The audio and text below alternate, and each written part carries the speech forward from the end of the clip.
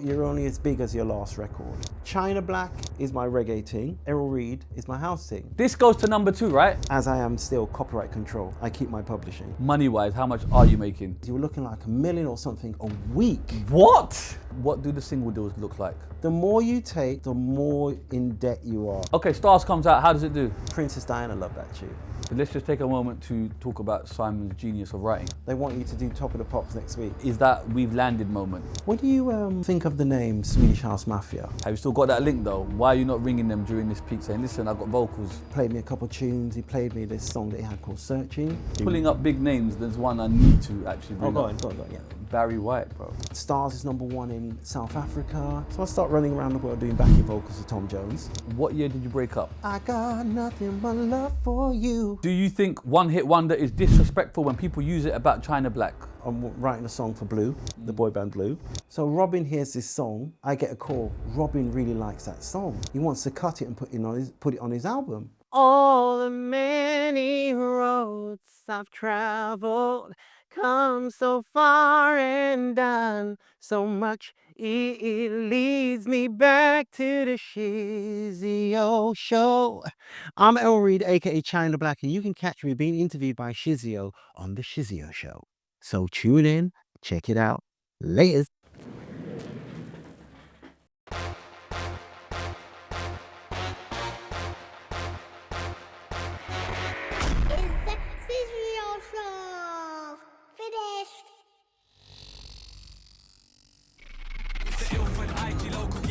Summertime vibe come down to feature. Drink of the smoke come down for Eva. It's the ill, the bop, the beep, the bop, the beep. Like a ninja from under you creep with the beep, the bop, the beep, the bop, the boo. I'm the captain, this is my crew, with the beep, the bop. Doing up Cambridge, doing up Oxford. M-Way doing up Uxbridge. MC Hammer with the jewels, can't touch this. All the bad beats in the pop. This bombo clap tune, rude boy.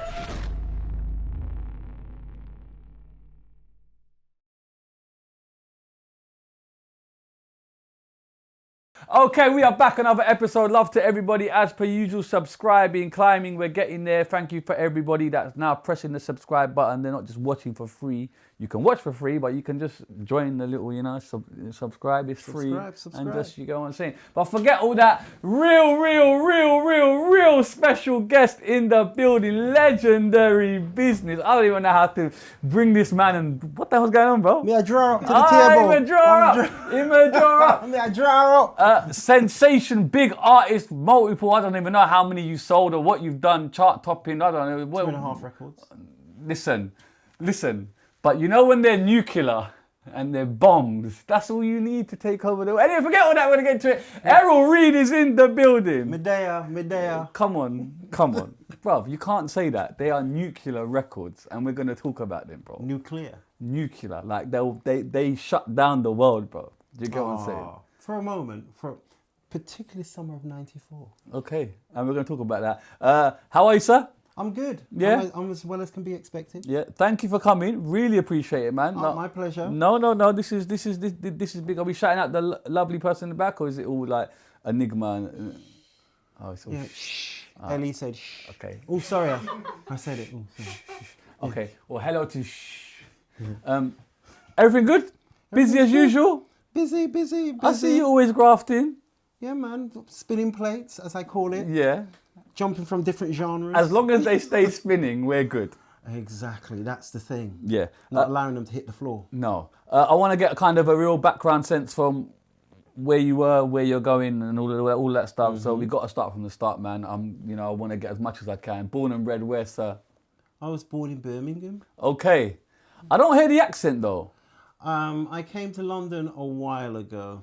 And when I first came to London, and I was like... How long's a while ago? Well, I moved to London back in the 80s. Right. How old were you when you moved? When I moved, I was in my late teens. Right. Some would say that's ample time to keep the Birmingham accent. You've dropped it out on purpose, mate. Well, people didn't understand me. I was working for Brent Council as a planning officer. Right. So I pick up the phone and go, "Good morning, Brent Planning. Errol speaking. Can I help you?" And I'm like, "What? Good morning, Brent Planning. Errol speaking. Can I help you?" And they were like going, "You from country?" Is that how strong your accent was? Yeah. Because that's quite thick. It was thick. Yeah. But I had to work on boss. Instead of saying buzz, boss. Buzz. Water.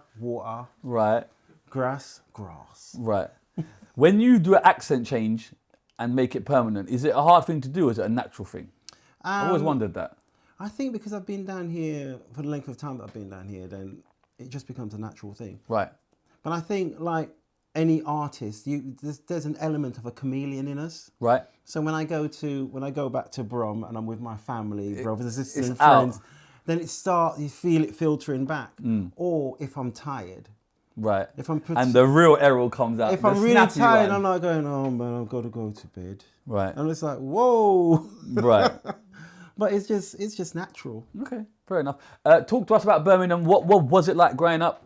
Oh, in Brum? Oh, Yeah. it's amazing. Where in Brum were you from? Aston. Okay. On All I know is Aston, there's a Handsworth. university. That's all I know. Aston, Handsworth borders, Right. next, well, not next to, but up the road from Aston Villa football ground. Right. So I grew up around there. Are you a Villa supporter?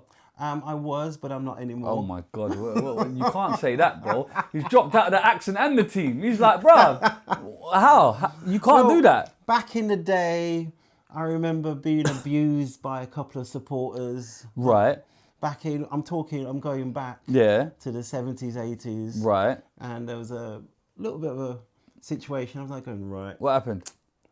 Well, Tart bought me collar and thing, innit? Okay. So, but that was the thing. But you supported them until that point? Until that point, I thought, nah, man. I thought it was for everybody. So who do you support now? Nobody.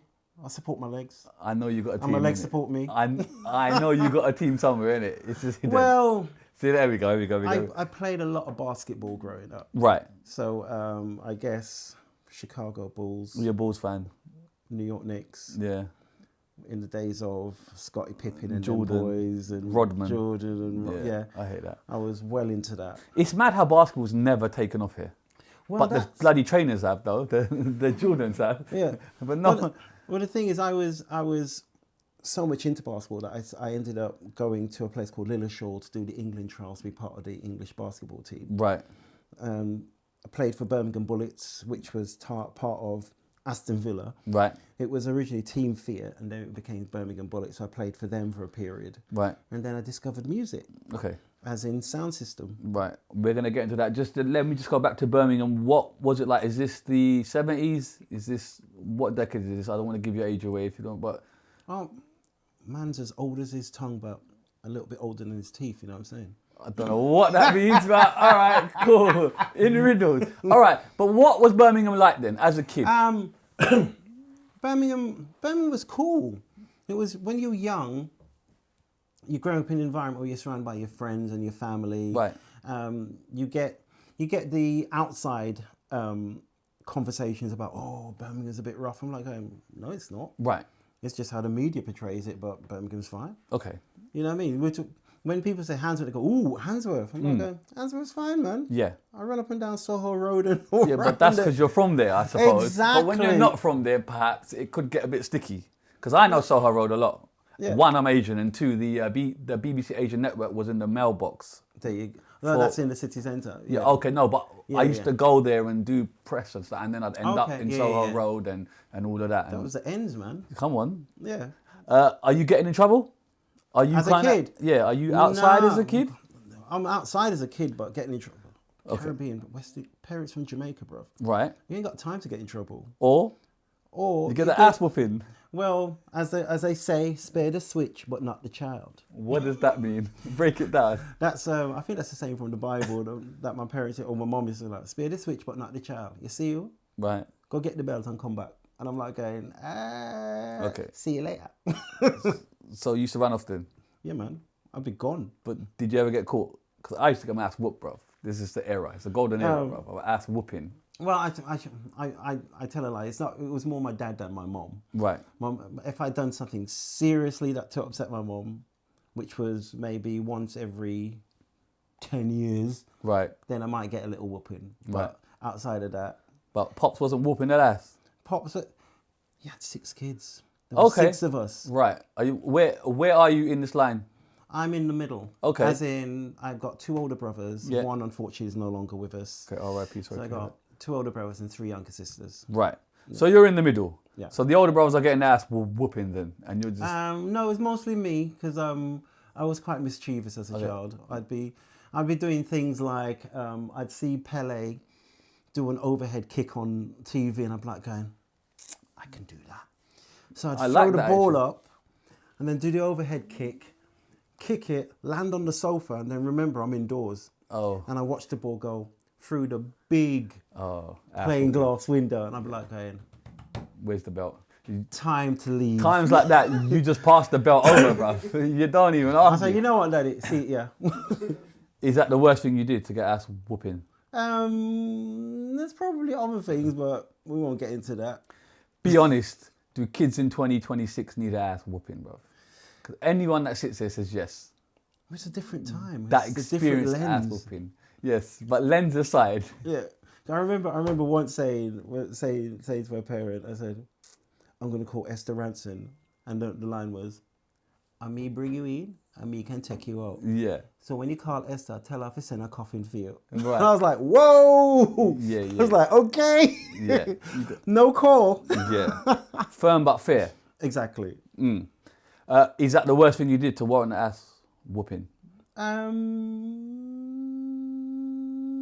As in what, kick a ball through the window? Yeah. I mean that's quite high on the scale. I can't lie. Yeah. You break a glass, brother, it's an issue. That's probably the worst thing. Yeah. Probably the worst. And then, are you outside your house as a kid? Are you kind of... Oh, we were always outside. Right. Always outside. You had that free... Back then you had the freedom. You didn't have social media as we have it now. Yes. So you didn't have all the stuff coming at you to do with certain contingencies and people out there doing whatever they're doing. Yeah. So we were just out. Right. Out in the park. You'd leave in the morning, playing Aston Park all day, come back home for lunchtime, get something to eat, drink, back in the park till dusk, come back, have your dinner, sleep. And this is like summer holidays. Yeah. And weekends and stuff like that. And just on Sundays, we had to go to church. Okay. Are you getting in trouble when you're outside? Or do you know where that line is? We know where that line is. That... And plus you're being watched. Watched? What do you mean watched? Because your parents have friends everywhere. Right. So you have to CCTV. keep it straight. Before CCTV. Before CCTV, yeah. the parents are everywhere. The parents had friends everywhere. So right. you'd come home and they go, really? Sister Brown said, she see I walk up such and such. And I'm like going, wow, I did walk up that road. All right. Man need to be sharp. But it's good you have the actual fear factor of, I'm going to get my ass whooped if I cross this line. And I think that works personally. Do you? Yes, of course. Because if there's no fear factor, then you're going to end up looking at the line and then passing it. No? I agree and disagree to a point. Okay. And sometimes what I have is like 3 strikes and you're out rule. Okay. So you give a warning. Like America. Yeah. Well, it's like baseball. You give a warning. Right. Because at the end of the day, you can't just whoop your child and then have no real reason for doing it. Right. If you warn them first and say, look, you're going to get ass that's the first one. Please don't do another one. That's the second one. Okay. If we get to the third, I have to follow through. So it's done. If you're going to do something like that, it's not done in anger and it's not lashing out. But to be honest, we're in a day and age now where under a lens, it's not seen to be the done thing. I hear it. It was in our time. Yeah. But today it's about talking to, reasoning with, and letting the child understand what is right and what is wrong. The main question is, do you whoop that ass when they do it on the 3rd time, or is the 3rd time the 3rd strike and then it's the 4th one where they get the ass whooping? I'm getting technical now. You get me? Oh well, Which is... Well, I suppose for your words to mean anything. I mean, for your words to mean anything, there has to be a certain level of follow through. Otherwise, it's like it's not going to happen.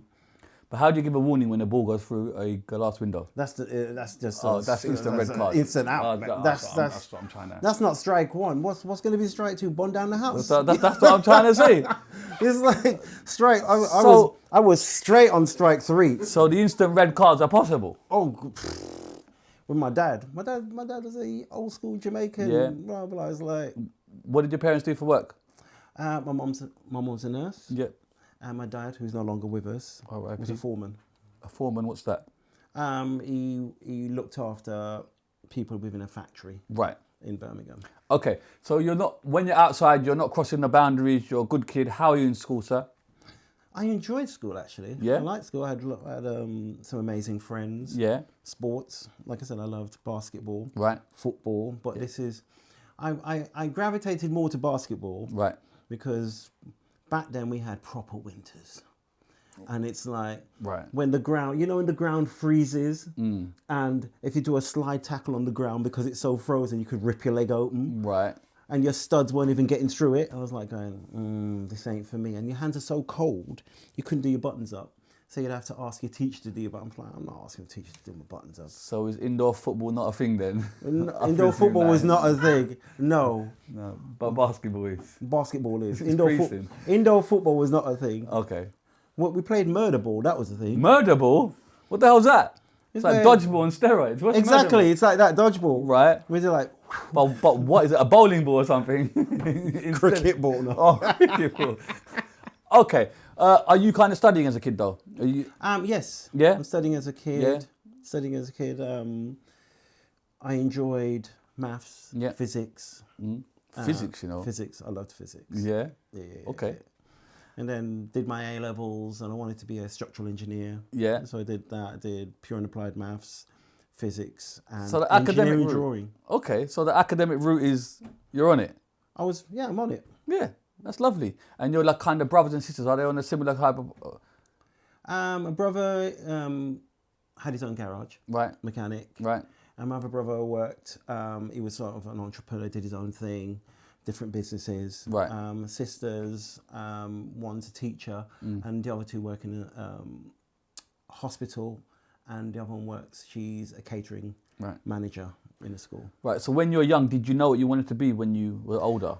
Because maths and physics doesn't exactly scream chart topping artist.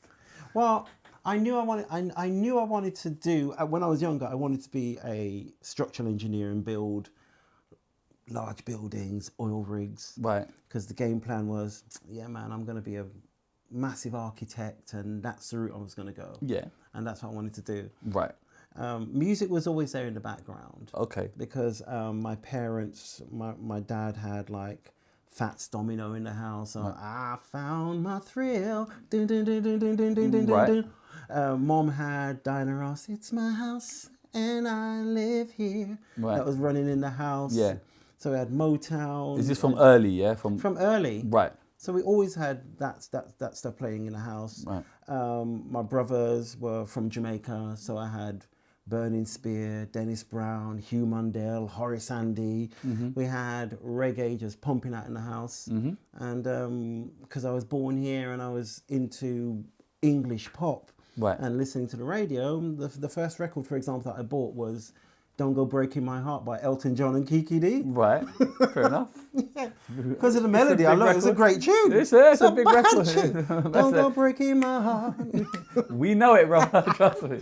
Sing it with me. No, I've got bad. So there's some honey. No.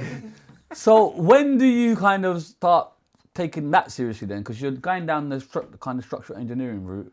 When does this kind Like I said, I always sang. So Right. I was in the school choir Right. and stuff like that. And then I always remember we were supposed to, this is the lesson, 2 lessons. Don't chat too quick. Okay. Is the lesson. So the first one was I was in the school choir, and the school was going to be on Stars on Sunday. Right. Which was a show that shows on TV on a Sunday evening. Okay. And we were going to be on it. But because the choir was oversubscribed, and I'd already gone around saying, yeah, man, I'm going to be on Stars on Sunday, innit? They dropped you I'm out. going to be on Stars on Sunday. I'm going to be on Stars on Sunday. So I'm telling everybody, yeah, man, watch your telly on Sunday. I'm going to be on telly. I'm going to be on telly. And then the teacher went, right, we need to cut a few people from the choir. Errol, you've got basketball. Whereas some of these people only have the choir. I'm like, no. So I got cut from the choir. I thought, you what? How old was you? Oh, God, I'm what? 14, 15? Rejection first Man was time. vexed because I told everybody I was going to be Right. on Stars on Sunday. No, yeah, the Sunday, the blah, blah, blah, the church Yeah. program that comes on a Sunday evening. So I told everybody I was going to be on it. Man was cut. So people like, didn't see you on. I'm like, raw. You said, no, I was there in the back, man. What do you mean, man? It's there, man. You get me? The TV can't, you know what I mean? It's not 4K. I'm there. No. I was like going, who do you think was holding the camera? I was filming it. No, I'm joking. Them ones. Okay, so you're actively in the choir. Are you kind of taking lessons or is it just choir? No, just singing. Yeah. Just naturally singing. Yeah. Is that a choice that you've made or is that a family thing? Like your parents said you should sing or kind of? Oh, no. No, it's just something you want something to do. that I just Okay. Something that I just love doing. Okay. So there's choir and then when does it start getting a bit serious? Well, as I discovered music and then realised some of my friends were doing this sound system called Einity Sovereign Gold in Birmingham. Right. So the sound system culture is big, yeah? Yeah, the sound system culture is big. You've got Wasifa, you've got Sifa, you've got Orthodox 38. Obviously down here you've got Saxon with Maxi and Tipper and all them and the TCR. So there's a whole lot, the sound system culture is, and it's big because you have to remember at that time, the access to that music wasn't available in the nightclubs when you go out to nightclubs. So if you wanted to hear reggae, then you'd have to create your own parties for it. Right. So yeah, that's because what the Elton we did. John record is not cutting it. Exactly. As much as I love Don't Go Breaking My Heart, it ain't cutting it. You can't go in and clash with that. And that's when I was young. As I got older, my music taste changed. Right. Let me remind you. But I still think that's a bad record, Elton and Kiki. You don't know. Yeah. So as I got older, my taste transitioned. And plus with my brothers coming from Jamaica and bringing their music and their culture over, I was like going, okay, I like this. So you're going to sound systems and then do you join one? I was I think my very first, it was 101 Club, Soho Road. Heathfield Road. It was in the basement playing the party and I remember it clearly. And it was, the sound system was playing No Man Is an Island by Dennis Brown. If you know that, No Man Is an Island. And it came to the instrumental bit on it. And my friend said, come with me, I see you can sing something on this. So I just thought, what would work? And I went, I'm going back to country living. Right. So I started singing the Sandra Cross record over the back of the Dennis Brown record. Right. And the crowd went ballistic. I was like going, ooh. Right. Like, pull up, blah, blah, blah, blah, pull up. So they pull up the record, flip it, play the instrumental, and just had me singing over the instrumental. So I thought, ooh, I quite like the feeling of this. Now, looking in hindsight, I should have done a David Guetta and been a DJ, but... No. I went the singer route. Right. So I thought, I like this. And then in the audience was a guy called Wooly. Yeah. And he was like, come on this studio tomorrow. There and then. Right. So I just went down to, there was a library in Perry Bar in Birmingham. I went down to the back of the librry. And you thought, what's this? This is suspect, mate. What's going on down here? That was a youth club. Right. That was a youth club back there. Yeah. Because we had places where kids could go to. Youth club. What's that, bro? Tell the people. Exactly. We had youth clubs where you had table tennis. Whoa, what's that? You could play snooker.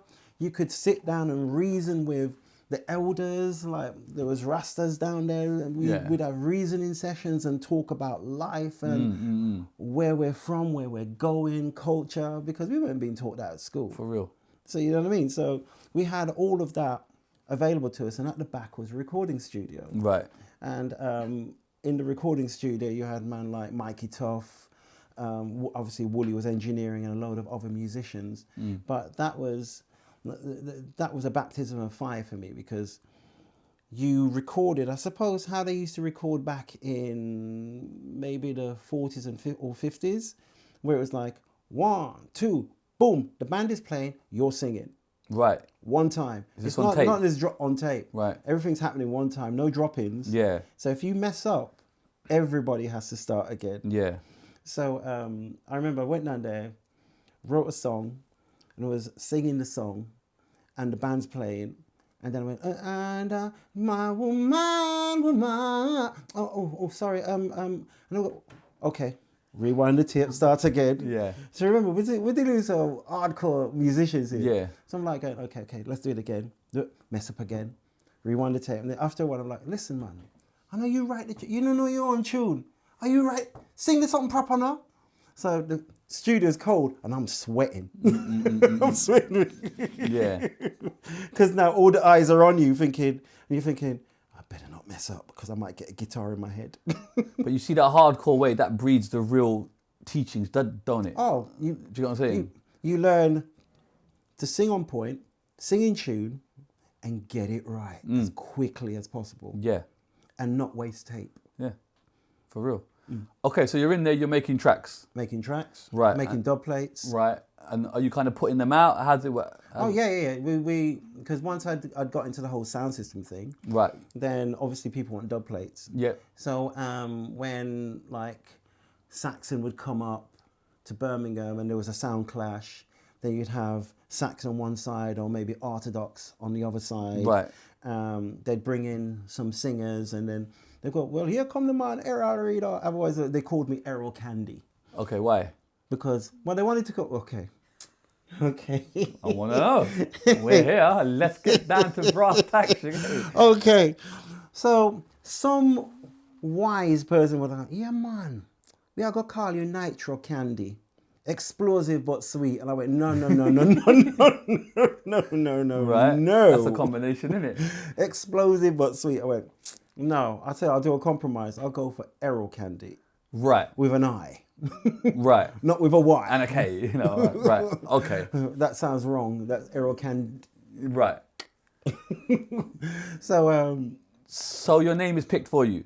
Well, no, it's mutually chosen. Because Okay. obviously they wanted Nitro Candy. I went Errol Candy. Okay. So I'd go out and go, ain't no sound better than this your sound. Look like another song, I'll go get buried tonight. And drop little lyrics like that. Yeah. And then obviously you get like maybe Maxi or someone come and go, call to action tour. And then it's just the battle. Right. You see your singing is kind of self-taught, correct? In the early days it was. Right. But And then- in those days? with In the those sound days, system? yeah. Yeah. In those days, yeah, definitely. Do you put that down to like a God-given talent or have you nurtured that? Well, God gives you the initial talent and Right. then it's up to you to build on it. Right. So like you'll have a kid that's naturally good at football, Right. but they'll train. Right. Or someone that's good at running. But are you training because you want to be a structural engineer? How much time are you really putting into this? Into the engineering? No, into the singing. Like, are you going I was home going and to say practicing? the engineering, nothing. I'm now in music. Right. Engineering is out the I door. said, oh, Rig, what's that, cuz? But do you like- get what I'm saying? Like Yeah. with the singing, how much time are you putting in at home? Like, you're really trying to get this? I think it's just through experience. I'm just singing constantly. Right, To the point where people are going, Lord, they must sing again. right. I remember the next door neighbour, I think when I moved out of Birmingham and I moved to London, the neighbour went to my parents, he's a bus driver, Mr. Soji, God rest his soul. He went to my parents and went, are we the singer there? Him gone? Because the whole's quiet, man. Because I used to be in the back of the house. Just Because in order to practice my singing, we've got a massive family house in Birmingham, and you've got what's known as an outrigger at the back. So you've got the whole area where you've got the kitchen, and then you've got a bedroom above it or bathroom, that type of thing. But it's detached from the rest of the house, right. so you can make noise and nobody else will hear you. So I'd just be in there deliberately singing along to Shalimar, there it is, what took us so long, singing away to all these tracks, Aretha Franklin. Evening Champagne King, Love Come Down. See, I sing all the time. I'm sorry, But you it just naturally flows. But you see your tone. Is that just where you like to sing? Like your pitch? It's really lovely. It's got that. I don't know it reminds me of like, I don't know, Michael Jackson style, like that kind of that tone of. I don't know about keys, but do you get what I'm saying? Like it seems like you have a tenor. A more Yeah. is that what it's called then? Like It's a sort of like falsetto-y type of. Well, I got my Staying Alive. Right. So well, I toured for years with Robin Gibb from the Bee I Gees. know. Yeah. I actually know about that. Yeah, but yeah. I'm saying like, is that your comfort zone? Or is my that your natural natural? singing. My natural. I think it's my natural. Yeah. The more I sing, the more my range opens up and the higher the voice gets. Right. But it goes higher and never deeper, is what I'm trying to get Well, it can get deeper. at. Okay. Don't go changing, trying to please Now me. wants to prove you speak to me.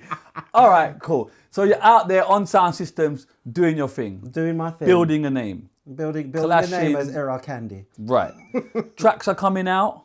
Dub plates. Yeah. Dub plates, But- tracks as such, because there's still not an avenue for that as much in Birmingham. And when you start seeing artists like Musical Youth, Steel Pulse, Right. Mr. Hines and them boys coming out, UB40, Yeah. and all that, you're like going, okay, It's possible. it's possible. Right. So is there a turning point where you like the actual like structural engineering is done? Is there a point where you're like, I just want to be a singer now? I think the turning point for me was when I tried to get the whole reason why I ended up in London is I tried to get a job either working in an architect's Right. office or working in a design Right. company and all the rest of it, and you just couldn't get arrested. Right. Could not get arrested in Birmingham. So I thought, okay, Couldn't get arrested. as in couldn't get a job. Right. It's a phrase, not as in I've arrested. never heard this, bro. Man got the next lingo. Okay, Yeah, but man can't get arrested, bruv. right. Okay, so you're still kind of chasing that oil rig dream, innit? The structural dream. Well, you're looking for, well, obviously, singing on sound systems and stuff like that is not paying. Right. But bills have got to be paid. You're reaching an age now where your parents are expecting you to... How old are you now? When this... I'm now in my teens. Right. I'm in my teens, and it's like, okay, I need to seriously... You got to look at it this way. When you're at school and when you reach about 12, 13 years of age, you've got to choose subjects that are potentially for a job for the rest of your life. Yeah. What do you know at 12, 13? Big facts, big facts. You know what I mean? So it's like you got to choose your subjects, and this is what you're going to study because this is the job you're going to go. You go to the careers advice. What do you want to be when you grow up? And it's like, I've not grown up yet. I don't know. You know, I think I want to do this, and this is what I'm good at. I'm good at drawing. I'm good at music. I'm good the creative side of things. That's what I enjoy doing. So let's just go for that. How is it doing the sound systems and kind of studying at the same time? Because I presume the sound systems going late at night. I've had people sit here and say when they do the sound system, they're tired because they're up and down or whatever they're doing. Man's just naturally talented. I could do both. Yeah, is that what you're doing then? But you're literally juggling both. Because Are you doing the rigs as well? Sorry? Are you actually rigging or are you just turning up and just shedding? No, it's rigging as well. Okay, that's what I mean. Because I actually joined. This is where, towards the end of, they said we want you to join the sound system. So I joined a sound system called Unity, which was a group of school friends. Right. And we all got together, created a sound system, put money in. We'd go to Daddy Cool's, all the record shops, and sit there listening to the latest imports from America or Jamaica, and you just sit there going, looking cool. And if you like the tune, wouldn't even say anything, just go, yeah, so. Yeah, man, yeah, so. And you're looking, thinking, boy, Yeah. how much have I spent already? It's Yeah. like, and I like that tune, but I don't want to give that one back because it's going to make me look a bit cheap. I know what you're saying. How is it as a Birmingham sound system compared to like London? Did you always see them as competition, or how does that work? It's so every sound system is competition. Yeah, but when like people are from different areas, like London man or Birmingham man, is there any type of different type of expectation or something? Well, you got your rivalries, haven't you? It's like football. Like Yeah. It's like I said to you, if Saxon came up, then we'd have to corral the team and make sure you get the strongest men in Birmingham, men and women in Birmingham, MCs and singers together. And they might not be in that particular sound, but they're coming together to support that sound. To butter that sound from London. Yeah. Because I've had Top Cat here, and he's kind of broken down the sound system culture and kind of how is it when the MCs compared to the singing? Because I would have thought the MCs get did the MCs get more love or more, because it's more aggressive, I suppose? I don't know. How does it work? I think people got equal love. Yeah? I think people got equal love. There's obviously some MCs that are better than others. There's some singers that are better than others, but obviously it was, and it would be sort of like a baton, passing the baton. Like you'll have the MC, and then they do their thing. They're, come in there, Candy.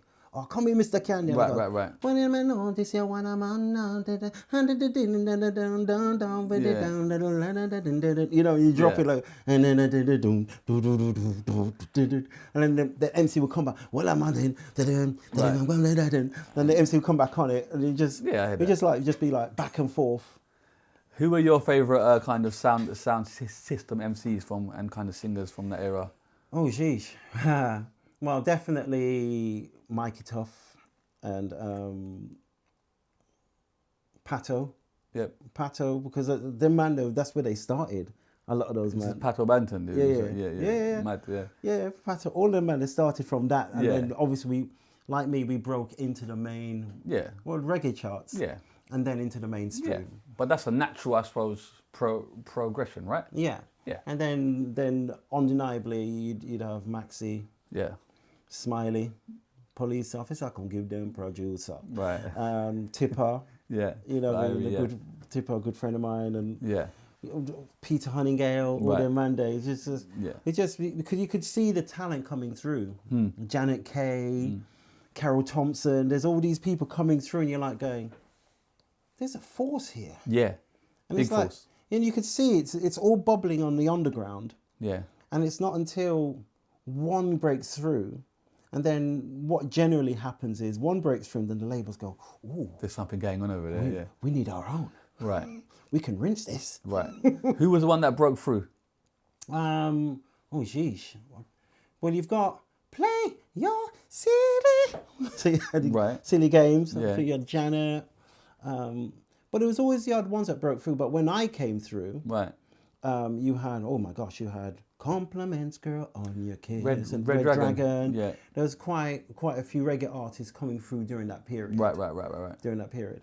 But there was always a little trickle or a filter. There was the one that would break through. See me in me ears hunting. You know what I mean? Yeah.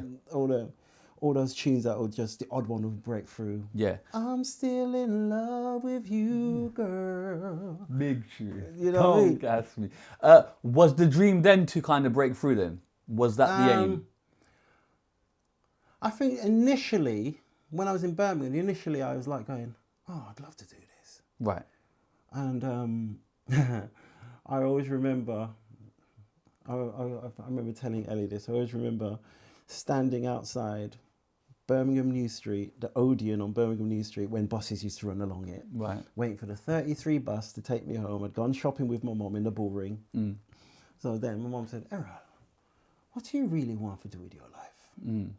And me, not engaging my brain, but just engaging my mouth, went, well, you know, mummy, I want to be a singer. And my mum went, why is it all no piddly want to do is sing, play a football and run up and down upon the field and act like a clown? Says, well, you can't you do something like be a teacher? Yeah. And I was like going, but she ripped into me in front of the whole bus stop.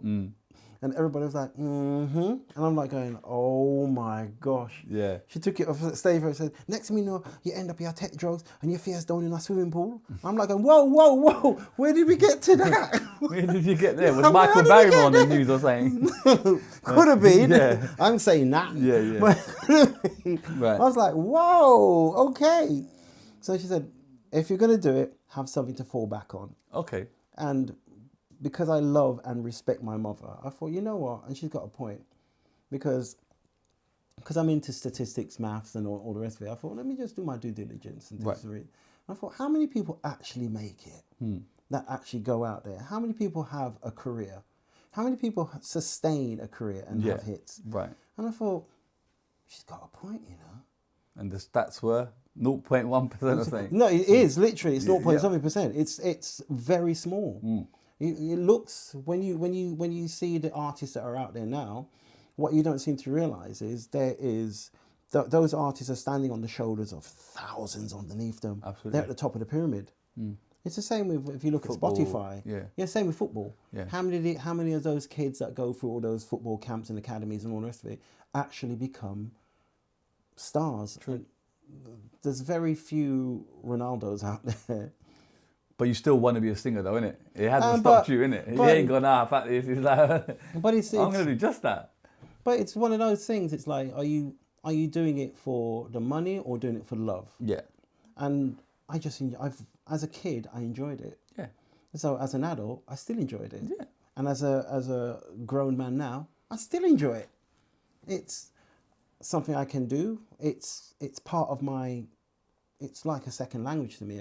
Yeah.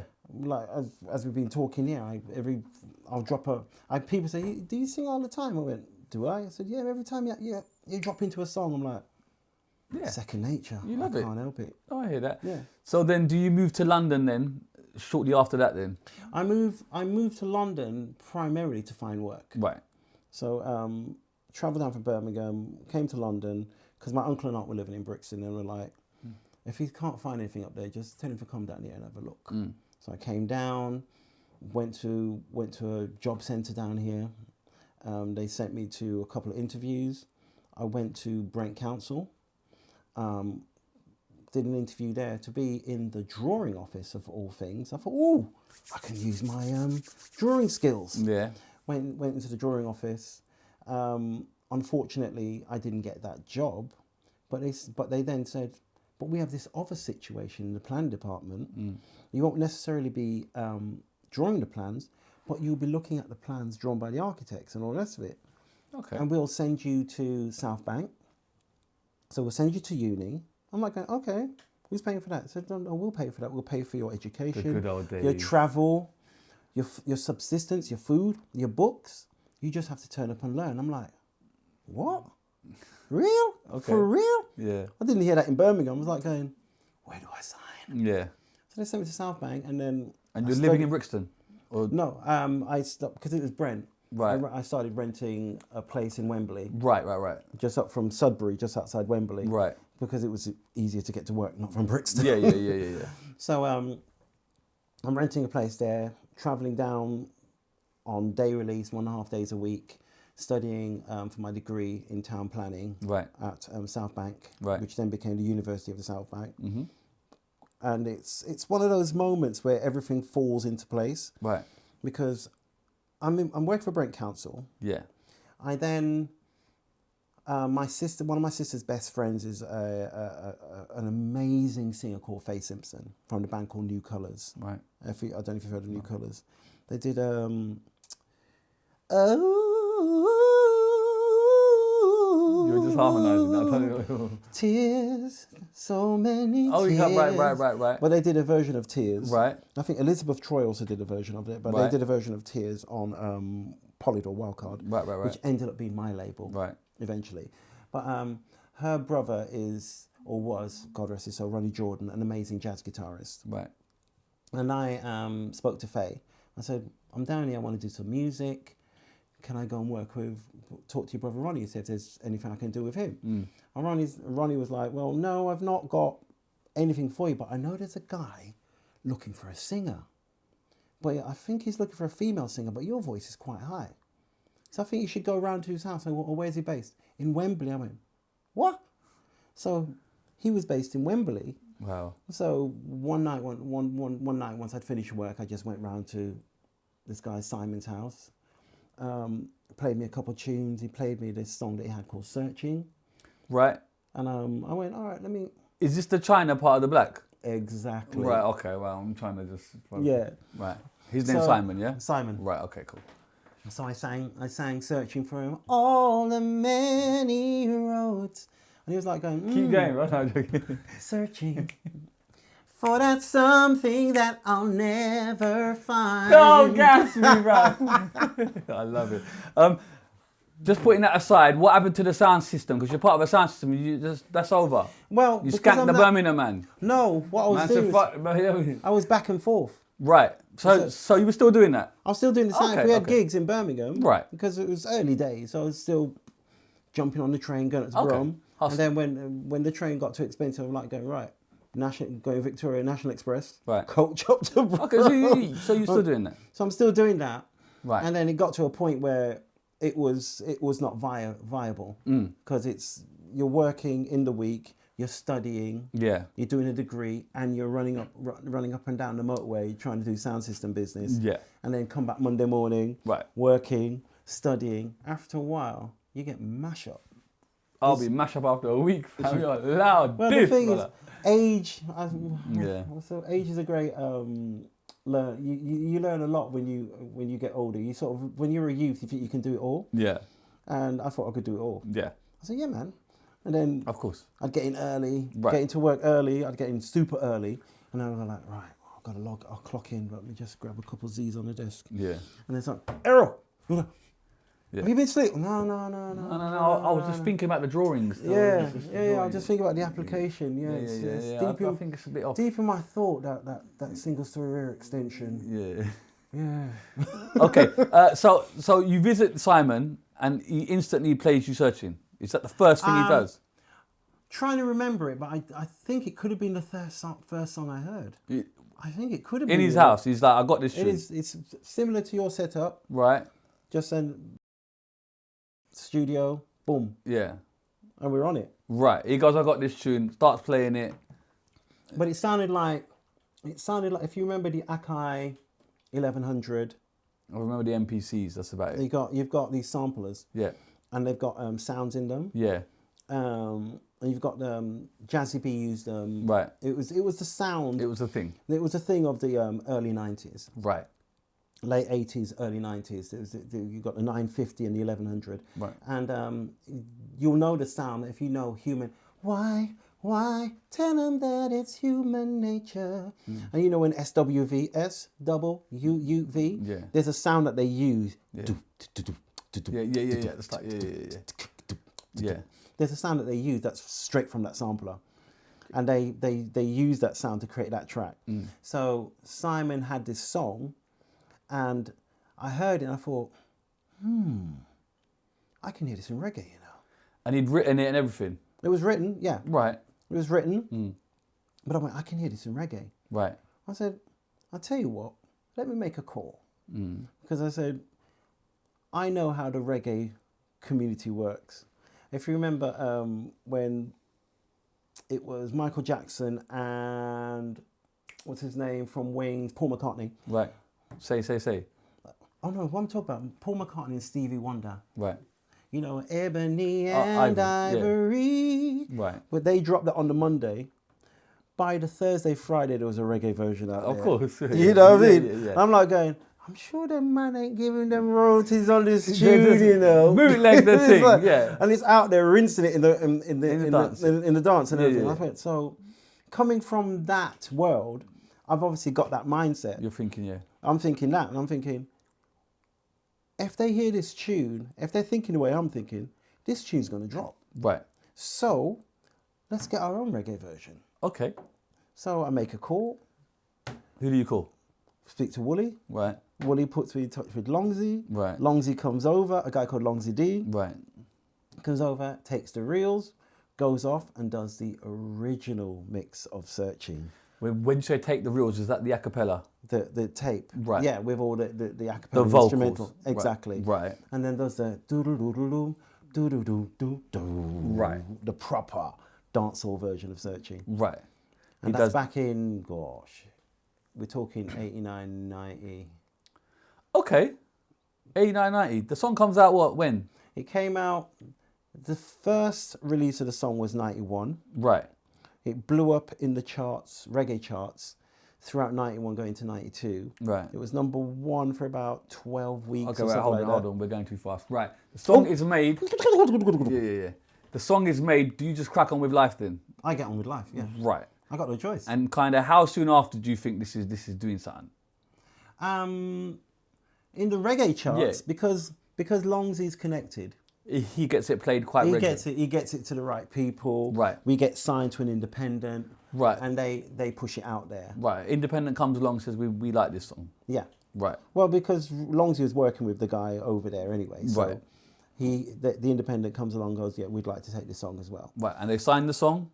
They signed the song, yeah. Right. How does that work? Is that just a kind of one-off payment or what is that? I don't even think there was a payment. There might have been a cursory payment because it's a small label. Right. And you just want to get something out there. You just want to get it out there, so they'll distribute the record. Exactly.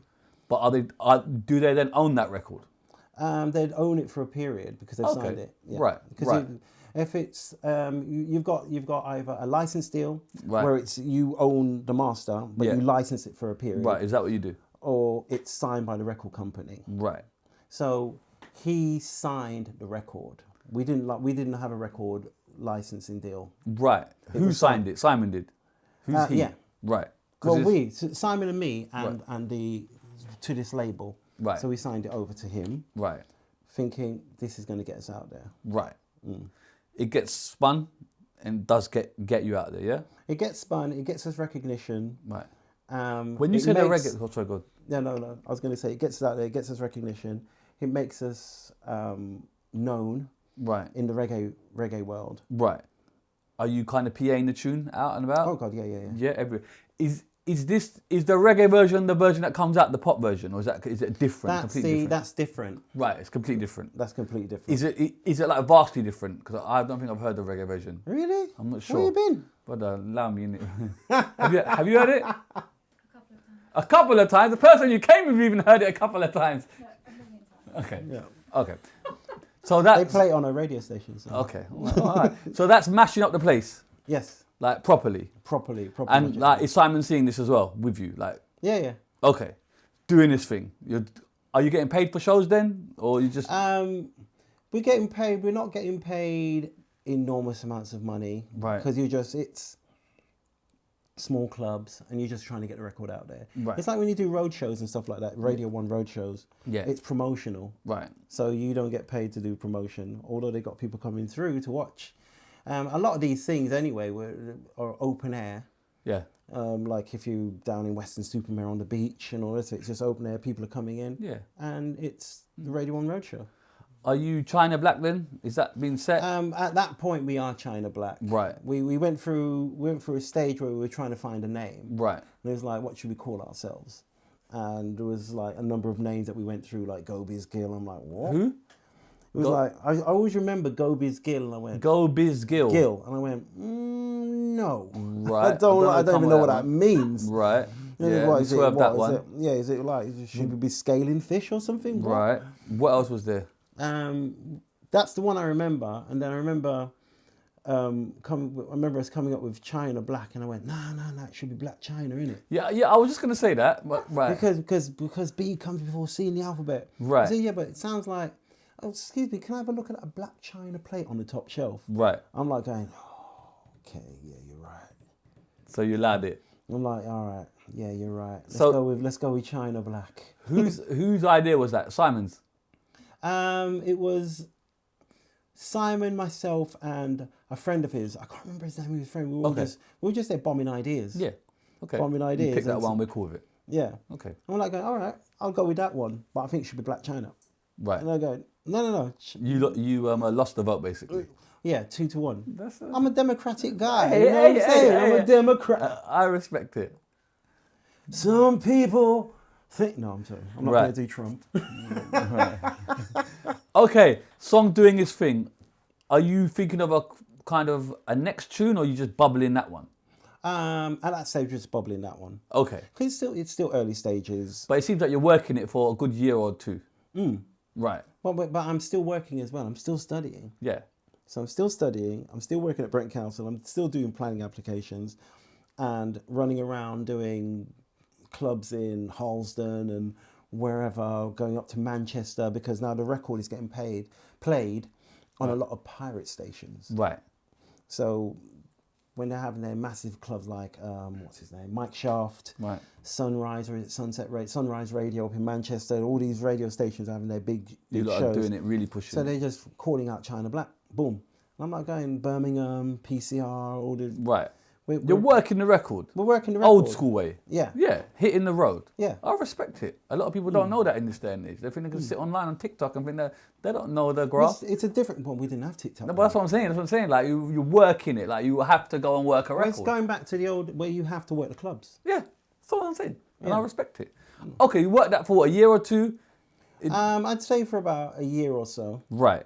Because then the record is dominating the reggae charts. Yes. Because we were like number one for, like I said before, about 12 weeks. Yeah, right. And then we were in the top 20 for about a year. Right. Which then makes the majors look and go, why is this chart? What is that going on over there? Right. So it's literally in the charts for a year. Yeah. Doing this thing. Doing its thing. It's just, it went up, stayed, and then slowly came back down. Right. Just hanging around. Just lurking. Yeah. Lurking. So then I guess the mainstream's get in touch then. Is that what happens then? Then what we did was started looking for majors. Okay. Started looking for majors. So we started knocking on doors of majors. So we spoke to Warner's, spoke to RCA. You're literally going to the offices Yeah, going to the and offices, saying, we got this having record. meetings. We've got this record. It's big. This is what it's doing. Right. Here we go. And they're like going, yeah, like the tune, but we want this artist to do it. I'm like, no. What artist? No. Oh my God, what's his name? I remember I went to RCA and I remember this day clearly. Right. Because I'd driven my Renault 5. GT5 parked Turbo. I wish. Renault 5, you know. Yeah. Titian red. Yeah. Drove, parked it. It was near Putney Bridge. Right. Went to RCA. And I remember we were sitting there in the meeting and I think must have been cross wires. Right. Because we were there to talk about our record. But the record A&R guy was talking about our record being sung by, I can't remember his name, but the guy from, is it Curiosity Killed a Cat? Okay. Yeah, I think it was Curiosity Killed a Cat. And I was like going, what? Right. You know, you're sitting there, you're thinking, I didn't come here for this. I didn't come here to talk about giving the record away. We came here to talk about being signed. I went, all right, you know what? Man's out. Peace. See you lot later. Right. Cheers, bro. But we gone. Went out. Car's been towed. I'm like going, man, where's my car? I had to go all the way up to Park. You remember in the days that they used to tow it and put it in Park Lane? Pound, yeah. In the Pound. Right. I had to go up to the Pound in Park Lane to get my car. And I remember, and I always said I wouldn't be like this because they'd have these fly on the wall shows back in the day on TV. One of them ones. One of them ones where, and they did it with traffic wardens. Yeah. And I thought, nah, man, I'd never be like that. You was And I remember I went there and I think the woman went, how do I know it's your car? I went, what? What, you think I stole these keys? You think, I just went, why would I come down here with keys to get into a car? That's not my car. I thought, oh my God, I've become the person I said I wouldn't become. The car's gone, isn't it? So, do you know what I mean? Yeah, but that imprinted on my mind. I thought, cheers. Okay, so you shop the record, so then who bites then? Polydor. Right. Is that the third, fourth meeting? Where is that in this line? Is it the fourth meeting? Right. We're going back. Yeah, a bit. okay, fair enough. Yeah, but we're kind of back no one else wants it? That's the first? Oh no, there's we had offers. After a while, people started to clock it. Right. So we had offers on the table. We had Warner's.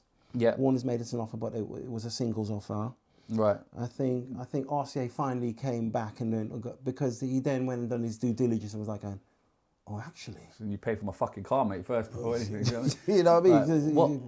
And then, but Wildcard, Polydor Wildcard, Right. came back with a singles and an album offer. So they're the only ones offering an album? That was offering an album. Right. Whereas everybody else wanted to test the waters, drop a single, see how the Right. public, if they buy it, and then take it from there. What do the single deals look like, money-wise? Money-wise, I think because we're niche, Right. as they call it, it wasn't an enormous amount of money. Right. And Ballpark. plus we didn't want a lot of money. Why? You want as much as you can, Because no? you've got to pay it back. Oh, yeah, that's true. Okay, and you're aware if because you you're the ta- maths guy, innit? He's the maths guy, bro. Trust me. He's like, nah. It was like going, the more you take, the more in debt you are. Right. And the more you have to But pay roughly, back. how much offering? 10 grand? 50 grand? What is it? 100 grand? No, I don't even think it was that. Okay. I don't even think it was that. Okay, minimal. And then what you want is, you want most of the money to go into the video. Right. So you want the best video that you can possibly get. So there's no point filling your pockets and then putting out a shite video. Yeah. Because you want the record to sell. Right. So Are you the only one that's got this business acumen as Simon got that as well? Or is it you? Simon's got it, definitely. Simon's got it, but because I deal with like Office of National Statistics Right. and stuff like that in my job, Right. then I look and study Right. what's going on. Like Okay. I looked at how many records you had to sell in the 60s to get number one, the 70s, and How many records do you have to sell? in the 60s you were looking like 1 million or something a week What? to get number one. 1 million records a week? A week. No way. So you're looking Who the at fuck so was it's a buying scale. that? Yeah, check that. Who was buying? It's a sliding scale. Right, how much is it now? What, 20? 500? I think in this it was. I remember looking at it. I'm like going, this is diminishing returns. I can see the scales going like this. It's like, okay, so you have to sell this many records to get a number 1 in the 60s, this in the 70s, this in the... So depending on when you release your record, Right. depending when in the time In of the the year. year that you release it, if you release it, say, just after Christmas or whatever, 30,000 can get you a number 1. Yeah, yeah. Are you going to eat from that? Right. So I'm like going, Okay. man ain't leaving his job.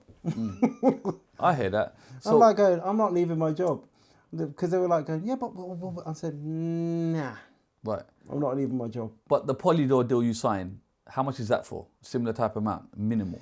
It was just minimal. Right. Because I was But there's like, an album there on the table. There's an album on the table, but And the budget goes into the album. Right. How much is that budget?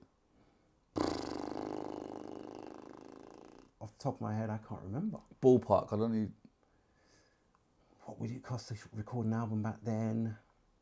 And plus, we're talking, I don't know, 90 grand or something Okay, like 100 that. grand. Let's say 100 grand. But it's, that's the record. You're talking yeah, studio. but it's good that you're allocating that money in the right places. Because Yeah, there's many people sat here that haven't done that, bruv. But there's no point putting it in your pocket. Yeah, but you say that, but trust me, there's people that sat here that have been not doing that. Because some people get in advance. Yeah. And they think that money's for them. Right, It's not for them. right.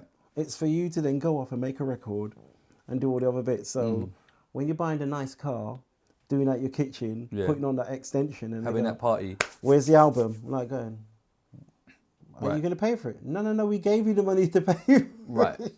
So you guys signed that deal? So we signed that deal, Yeah. And then this straight album mode, you're in album mode. went straight into album mode. Right. Recording, good Recording. studios. Can you come a bit closer, please? Oh, sorry, am I drifting No, away no, from you? that's too close, bro. By the way, that was correct about the 60s. 700,000 to over 1 million copies. Told you. Listen, I didn't doubt him. It was you that was doubting him. Your own people are doubting you, bruv. What's going on? No, she's confirming. Oh, Fact checking. fact checking. Fact checking.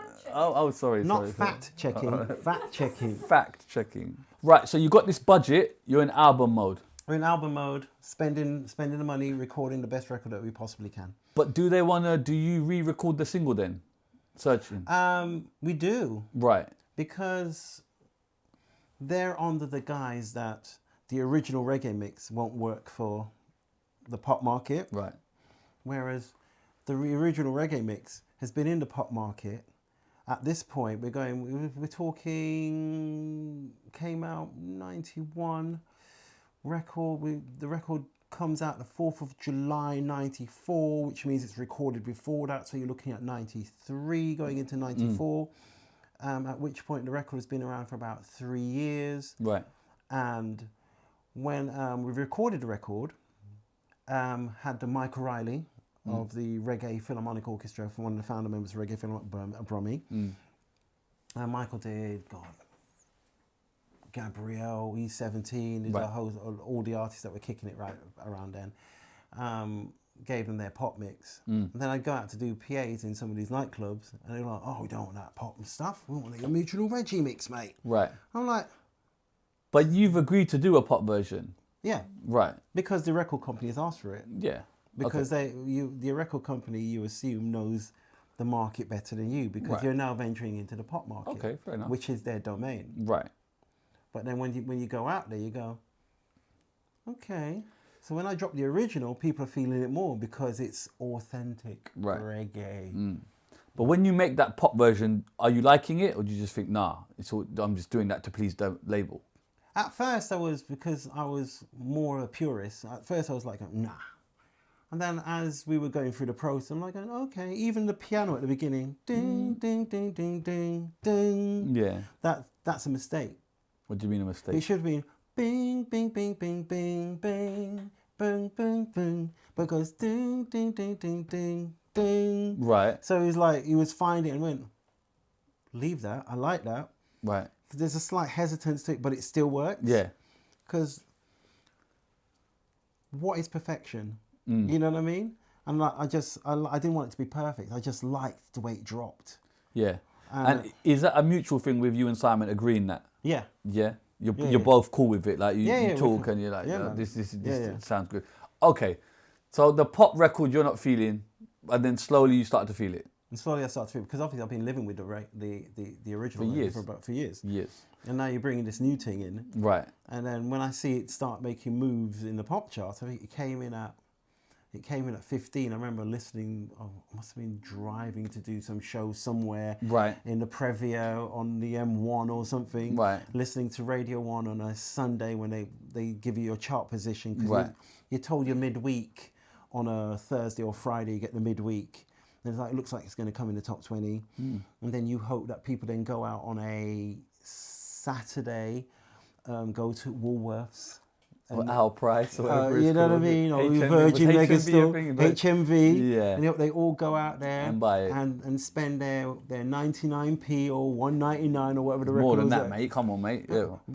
Back then they do budget prices, isn't it? Right, Just to right. Make sure it charts. Yeah. There's all these things that they do. Right, so they drop the price, so you buy it, yeah. So you buy it because you still get a chart. It still Yes, goes through the tills. still You still, sell. you still get a chart position. Correct. Right. So you just hope that people would then go out and buy a record. So you then would definitely have a chart position on Sunday. So you're just listening there and I think, and straight in at number 15, it's China Black with Searching. Right. You're my, and I'm like, blood. Right, you're happy about that, yeah? Of course. I'm saying that. It's like going, raw, we're rocking the top 20. Right. All right, right, man's happy. Cool. Yeah. If it drops out now, been in the top 20, innit? Right. And the kind of videos filmed, or is it you The video's fit. We filmed the video. Where was the video film? Elephant and Castle, Hartley Jam Factory. Right. Where as you're going towards Tower Bridge, there was a Hartley. You know Hartley's Jam. No. There's a Oh, the jam, yeah, the yeah. jam. Yeah, right. The factory. There. But it had this look. It had the stairs at the back. Right. That looked like it was New York. Okay. So we used the stairs. Save the budget. Exactly. Don't fly to New York. Bring New York to you. Go to I like Elephant it. and Castle. I like it. How much was the video? Couldn't tell you. Why not, man? You're the maths man. You're the budget guy. How can you not know these things? I know it, but I don't know it because you know it's like 30 grand? No, I think it was about 20, Okay. 20 grand, 25 grand. Yeah. Are you kind of But happy then with you've it? got, all the other stuff that goes post production, all the stuff that goes on, Colour behind it, grading. and all the rest of it, which is like, Stanley it's probably Productions, more than that. Betamax, whatever it's called. It's probably more than that, but I'd say I think it was around. It wasn't on the it wasn't like Michael Jackson's Scream, for example, which was $1 million. It was more than that. It was 12 million. Was it 12 million? I think it broke the record. Yeah. Fact checker. Yeah, fact checker. Come on, Scream. I'm gonna go with $12 million. You're gonna go with 12. 12, 13. I'm gonna go with It was the highest video of all time and still is. 12 million. Someone robbed him. Someone said, "Oh, Michael wants to make a video. The video will cost $1 million, but I'm just gonna add an extra 11." How much? $7 million. Okay, I thought it was more than that.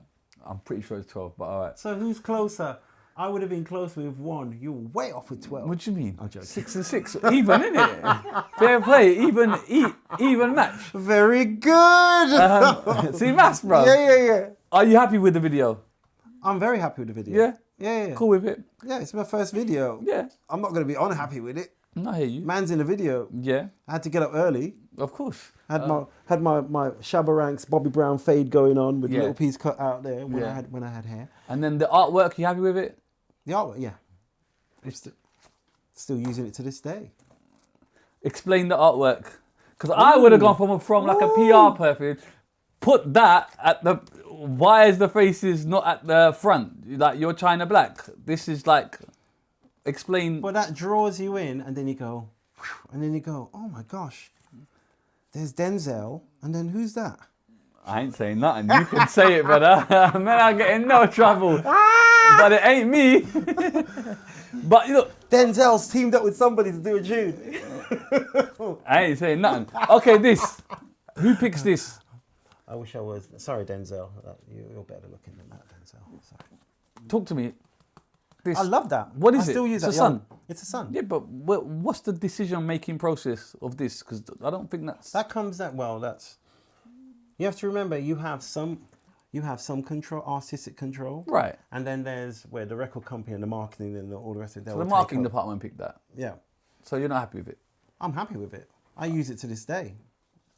It sounds like you're not happy with it. I wouldn't be happy with it, personally, if I'm honest with you. Because you. your art is coming out and your face is not on the cover. Surely if we're pushing... face is right That's there. the back, brother. You can't You're talk not- about the back. Bro, come on. Son, it came out in the summer. Exactly. What a PR lady. Exactly. Okay. And it's. And But this- it's your debut single. I'm just saying. that logo, I use it to this day. I know you use it to this day. You said that, Yeah. and I respect that. It's your logo. I've Yeah. got no qualms with the logo. Sun, happiness. But that's We love it. Yeah. all the many roads I've traveled, searching. And then you just flip it around. Searching for And the this is- faces on the song.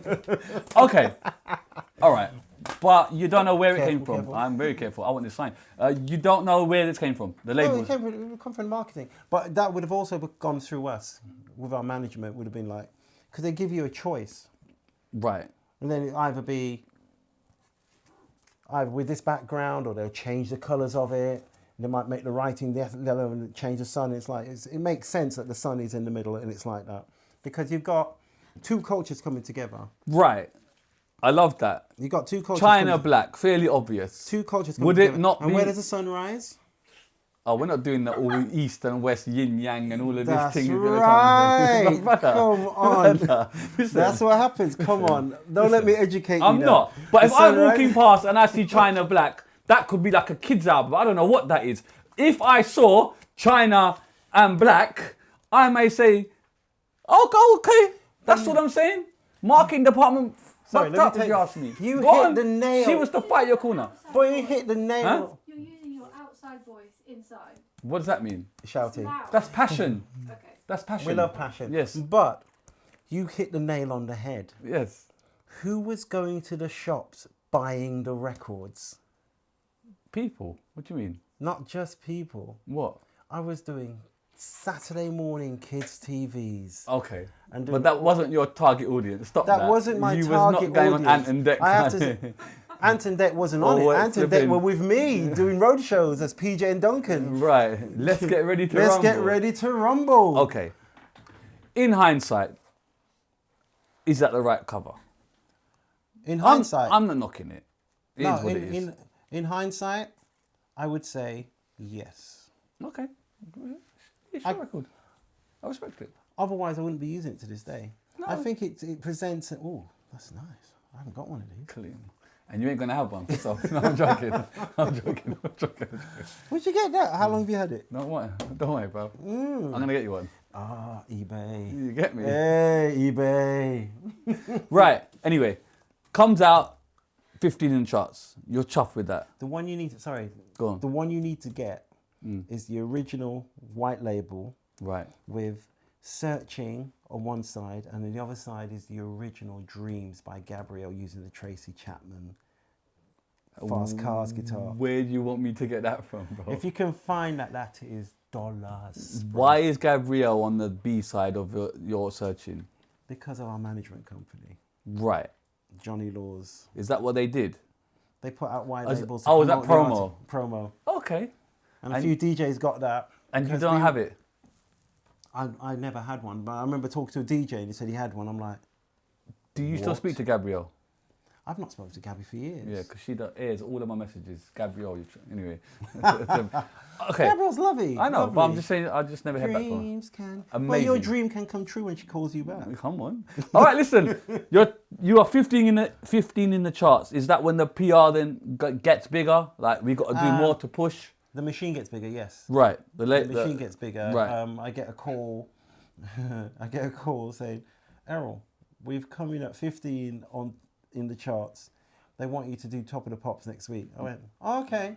Let me see if I can get time off. And they're like, what? I said, Yeah. let me see if I can get time off because I ain't playing. Right. So I go to Richard Saunders, my boss, and I go, Richard, I need a day off on Wednesday. And this is in the days when people are up in your business as bosses. What do you need a day off for? I'm like, I'm doing Top of the Pops. What? So yeah, I got to go do Top of the Pops. I went, oh, okay, yeah, I think we can manage that. He wasn't a hater. I respect No. it. I respect it. How is that experience? Because Top of the Pops is the biggest platform, the biggest thing. Is that really? It was amazing and disappointing at the same time. Okay, why? Because when you see it on TV, the impression you get from the cameras and the angles Right, it's a is big- that this big thing, there's a crowd. And then when I got there, I went, oh, There's a stage over there. There's a stage there and a stage there. And there's a little crowd with cameras and angles and on the arm, you know, cameras on the boom and the arm and all the rest of it, coming in, swooping over their heads to come and to hit you on stage, not literally. Yeah. I was like, I thought this was some big venue. Right. I went, okay. That once I got into it, Yeah. I was like going, all right, gonna rinse this. Yeah. It goes out. How is that feeling? Is that we've landed moment from you? Well, the we've landed moment, because it was filmed on the Wednesday. On Thursday, I went to work. Mm-hmm. It was shown Thursday night. Right. And then Friday morning, I walked into the office to a round of applause. Wow. Because people had watched me the night before on Top of the Pops. Yes. So that was week 1. Then it climbed up the charts. They wanted us back on Top of the Pops. Right. Rick Blackseal was the producer at the time. So he was like, and he just loved the tune. So he said, get them back on. So I went back on the following week, did it. It climbed again. Right. And then at this point, people start realizing, because they put up Errol still works as a town planner. I can't remember if they put Brent Council. I think it's on YouTube. Right. It shows it. Oh, what, on the bottom of the... Yeah, when they say what do people do. Right.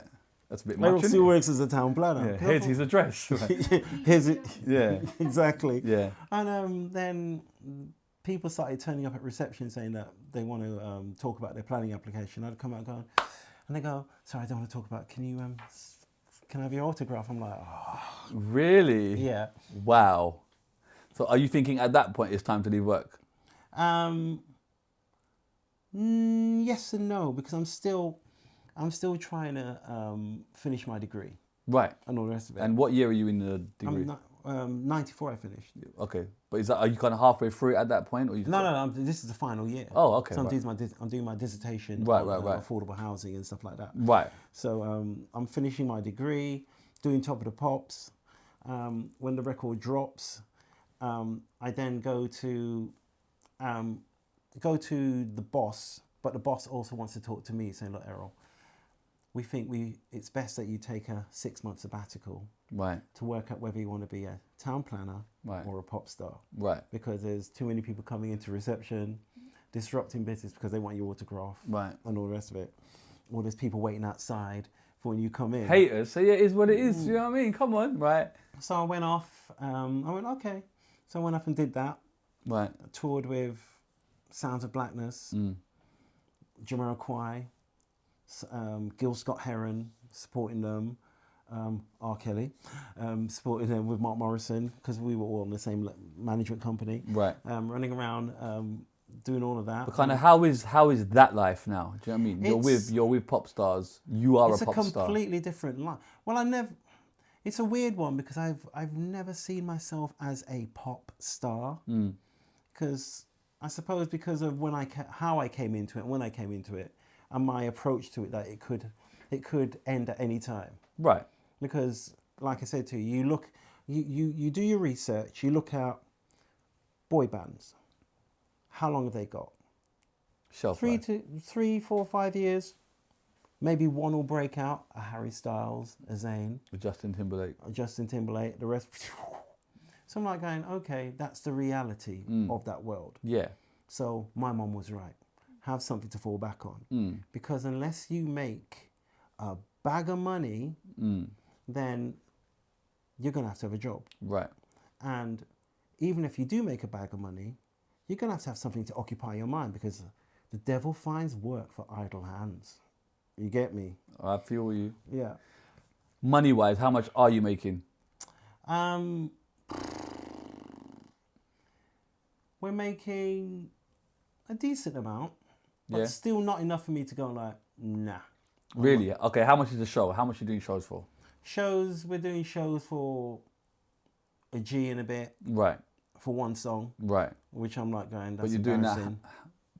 Why?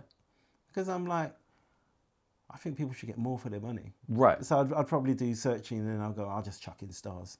Right. Stars in your eyes. I'll just chuck that in there if you know that tune. Do I know that tune? Bro, that's one of my favourite tunes. Oh, really? I can't lie to you, bro. That's Seriously? one of my, yeah. I It's think very- musically, do you know it's what- better than Searching. Do you know? Musically. It is one of my favourite. It's one of my hidden gem tunes, right? I swear to God, right? Wow. I know, it's mad. And normally in those days, you could put a song to a time. Oh, I was with that girlfriend, or I was that. Stars has none of that for me. It's just one of my favourite tunes. And do you know what else I like? Only time will tell us that for sure. No, I'm having a fanboy moment. I'm real. I'm real. Do you know what it is as well? Do you know what I love that song as well? It's because not a lot of people know about it, so I kind of like it. Like it's one of like, if you know, then you know. And I kind of like, sometimes I like songs that are not overly saturated, like we've been played a million times, and then it kind of loses. I'll tell you a little something about that tune. That Princess Diana loved that tune. Really? To the point where she has, because you know she did the AIDS charity and all the rest of it. She had this charity called... So, and what's going on here? Look. The face is on the front. Look. See? The drawing's at the back. Someone's had a talk. Someone's had a chat.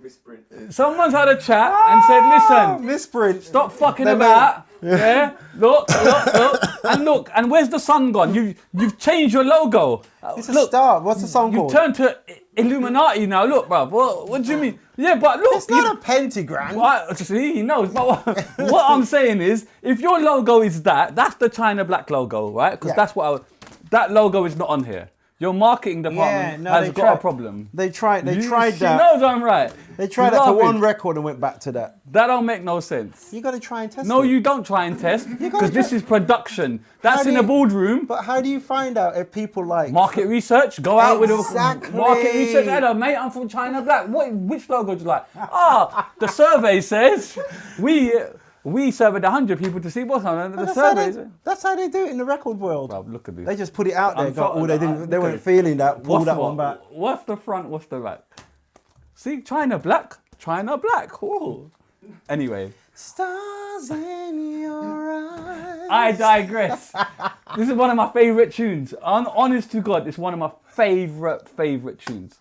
It would be pentagrams in your eyes. No, you can't ruin that. You can't ruin the moment. You can ruin it for this song, leave it the fuck alone. It's one of my favourites. No. It has got 5 points. Right. Okay, so Stars is made, yeah? The album's made.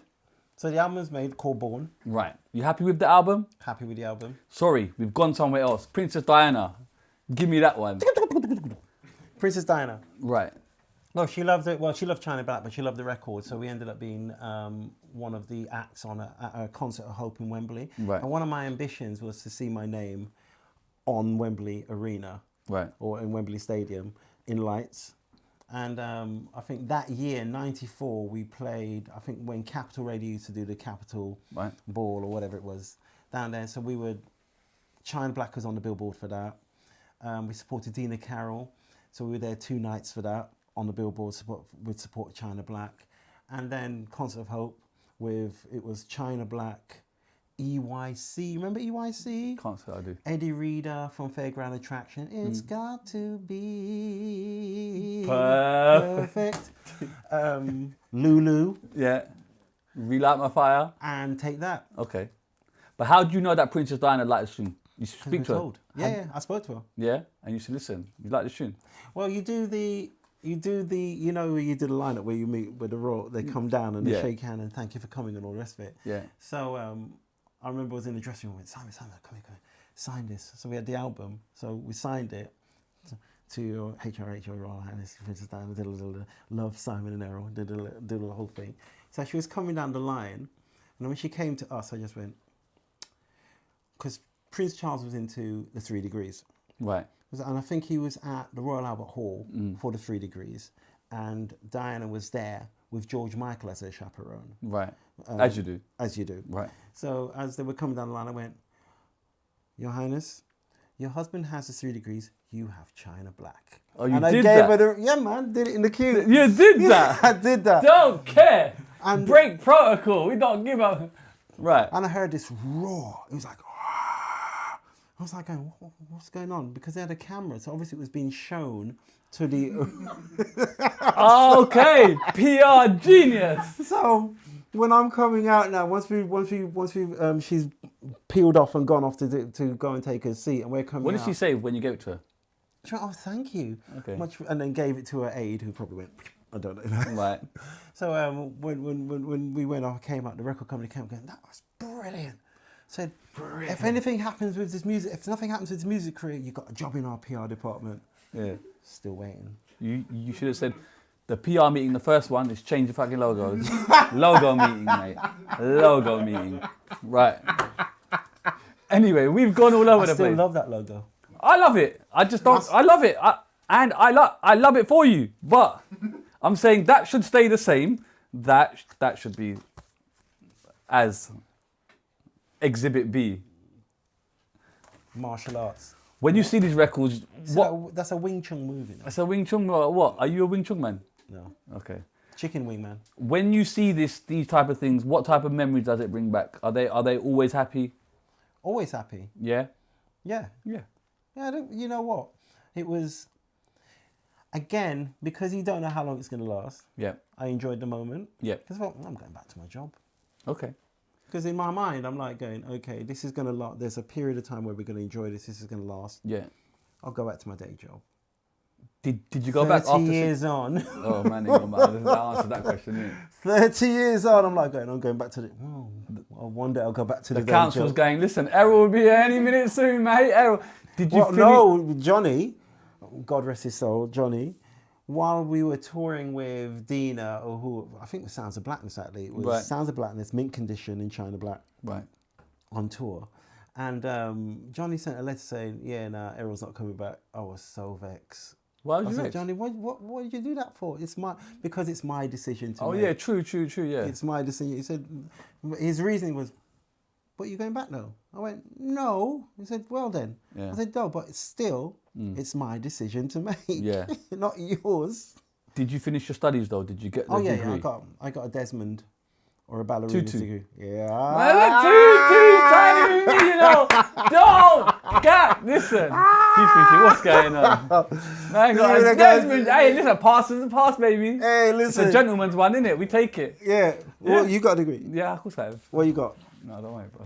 I don't know what I've got. What I you got? think I've got a 2-2, yeah. I think I have. Not a third.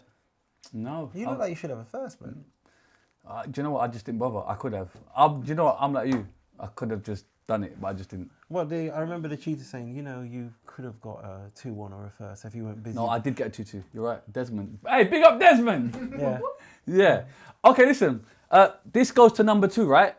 It gets to. It peaks at 2. It peaks at 2. You had 2 charts. Right. You had the charts on ITV and the charts on BBC when they were in competition with each other. The Right. Twix Mix charts. Right. So it peaks at number 2 in the Twix Mix charts, Right. and number 3 or 4 in the BBC One charts. Right. So, Who's the top song in that period? Who was number 1? oh, Fact checker. don't. I know exactly who was number 1. Oh shit. I know exactly who was number 1. Who was it? I feel it in my fingers. Oh, wet. I feel it in. And then the 18 weeks, 17 weeks. They broke the record, didn't they? Yeah.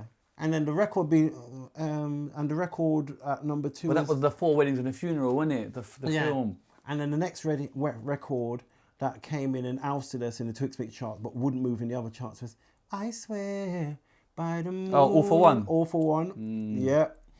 It's the bar. The competition is high though. Yeah. Big record. I don't know about the wet one. I can't work with that. But all for one. But that's American records. Do you know what I mean? Yeah. How is that feeling when you're kind of there but you're not quite? Are you? Do you know what I mean? You didn't quite get. I'm happy with just being there. Yeah, for real. Just happy for just being there because you sort of look around and go, how many of my people have been in this position? You know what? If I can get higher, great. But the fact that I'm here is great. And it's now, how do I stay in the room? Come with another tune. Right. And is Stars the next tune? Stars was the next tune. Was that your choice or a collective choice? What was that? I think it was a collective choice. Yeah. A collective choice, and you've got the A&R and the label. Right. The next obvious transition is this. Right. Simon Simon wrote quite eclectically. So if you listen to Stars is different to Searching. Very different. But in order to try and bring Stars in line with Searching, they try to do a reggae mix. Steely and Clevey mix, I think, is on there. Right. To try and draw it in to satisfy the reggae fraternity. Right. And all the rest of it. Did it work? Not on the level that you would like it to. I've got what mixes on here? Longs. You got Longsy D's start. Right. Is that the regular Yeah. one? Right. So you got Longsy's on there. So yeah, that would make sense. You try and emulate what the success you had with the previous Longsy D mix. Right. Although we went with the Michael Riley mix on this one. Right. So yeah. Who wrote Stars? Simon. He wrote the album was written by Simon. What, the whole album? Yeah. Did you not want to write anything, or Of course. But the album was written. What, already? Yeah. Did you not want to contribute, or did you just feel like? So did you feel a certain way then? Like, I can't contribute here? No. No? Not at all, because when you're in a creative environment, if the record is there, then you run with it. Because at the end of the day, it's about making great music. Yes. So, and again, doing my due diligence, if you go back to the days of the 60s when you had writers, singers, and the writer would write, the singers would sing. Then you had the Beatles came through, and then the Beatles were writing and singing, and then that changed how the music industry would view artists. It's like, do you write and sing? If you don't, we have this person here that can do it for you. But if you do, great, because we can control more of what you do, rather than you being signed to a publisher over here and a record company over there. For the next album, I was like, cool, I'll run with this, but let's try and collaborate on the next album. Right, but you've got to park your ego for that. Of course. And that in itself is something, because some people would be like, I need to write something. You have one song. How many songs on the album? Was it 10? Right. Out of 10, you don't write a single word. No. Right. I get a piece of Searching. Right. Because of my contribution to Searching. So I get a percentage of Searching by coming up with the reggae idea and all the rest of it. Right. But not as much as, say, the writer himself, which is reasonable. Like, I've just done a version of a song, How Deep Is Your Love, by the Bee Gees. I'm coming to that. There's no way I'm going to try and ask for publishing. I ain't going to get it. But you're going to every single, you're asking for that. You get me, you know what I mean? Yeah, you can't. So it's a great record's a great record. And like you say, you have to park your ego to get the best product out there.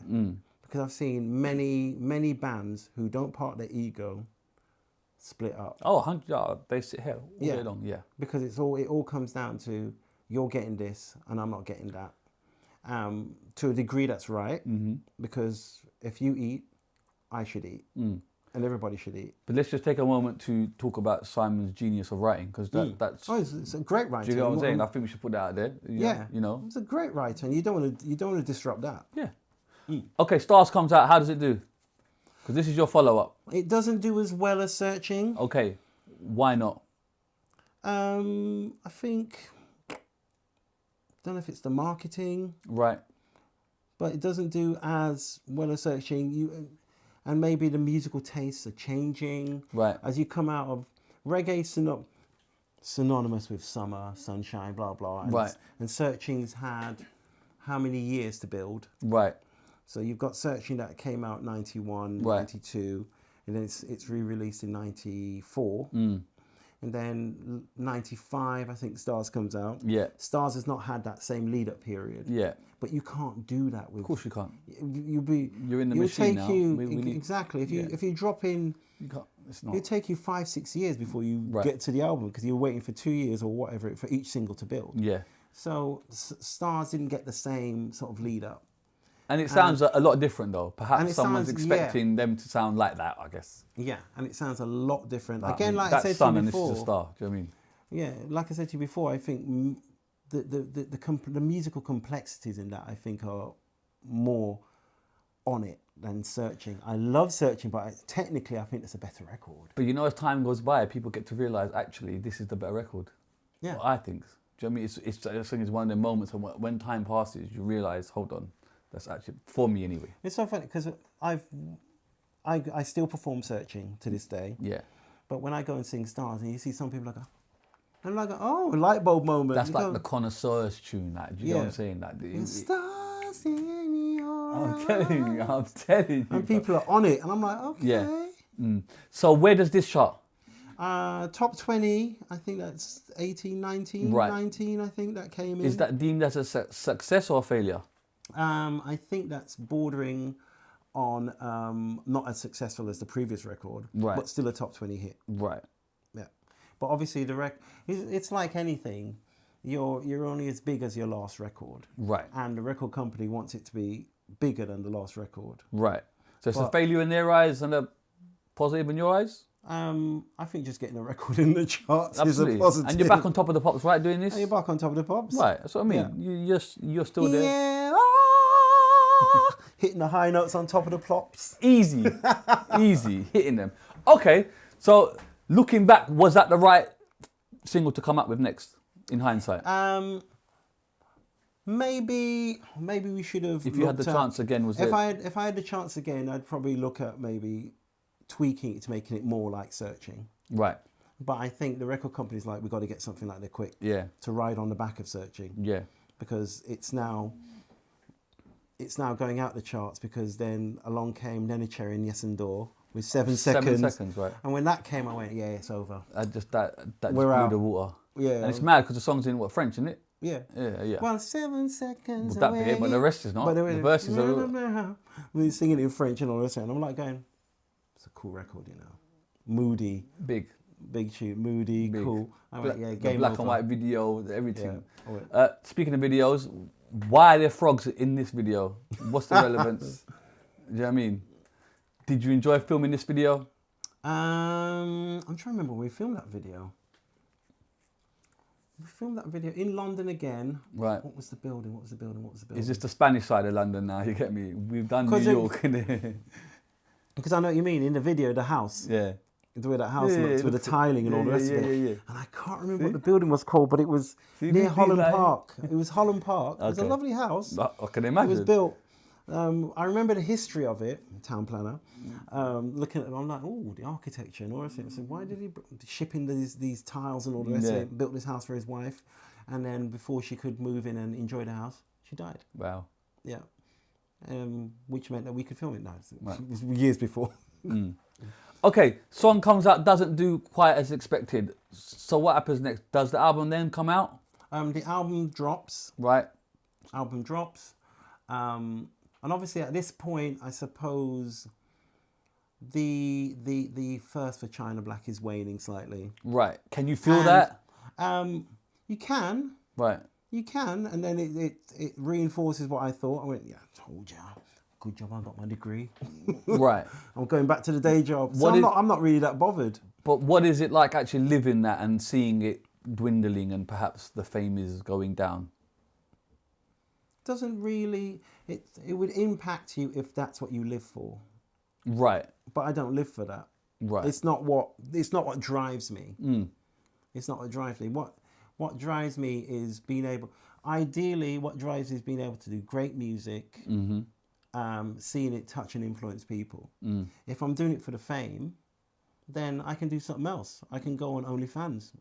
You weren't around it. Man said I could go You know on OnlyFans. It's gone crazy. You know what I'm saying? I can go on some TV show and blah blah. Yeah. So if you're looking for fame, then there's a load of things you can do for fame, particularly in this day and age. Yeah. You know what I'm saying? For real. Whereas back then, I always had the perception that this was short-lived. Right. Hence why I never quit my job. I'd book days off to go and do Top of the Pops. I continued my degree. I didn't drop out. Yeah. So that if anything was to go skew with, if you've heard that term before. I've heard it. Yeah. Because arrested. Yeah. So if anything was to go skew with, then at least man's got something to fall back on. Because bills still got to be paid. Facts. Because my bank manager recognises cash, not street cred. You're dropping bare gems right now. You know what I'm saying? How is that for Simon to take though? Is it the same? I think Simon's cool. Yeah. I think Simon's cool. Obviously, it's a weird one because guys don't really go like, how's it feel, bro? We're not hitting the charts. Right. Well, men don't talk on that level. Right. We should. Right. But do you notice something in him or perhaps, I don't know? How does he take it? Simon's a very quiet, very incredibly private person. Right. Yeah. So it's not like we were sharing anything personal in that sense of how we feel about it and all the rest of it. Right. So I couldn't honestly say how he took it. Yeah. I can only speak from my perspective. Okay. And I was like going, okay, we'll try a couple more tunes. If it ain't happening, man's out. Right. How does the album do? The album, I'm trying to remember. I think the album does top 30. I don't think it gets into the top 10. I think it does all right, but not fantastic. Right. In the sense of, I'm pretty sure the record company would like it to be in the top 10. Of course. You know what I mean? Right. But in order to generate that, you'd have to have several hits that's driving those sales. Of course. I don't know if Searching would have been enough to do that. Right. But yeah, you'd need several hits to drive those sales. Right. The album does all right. We go out and we start doing shows as China Black, so we do like Jazz Cafe. Right.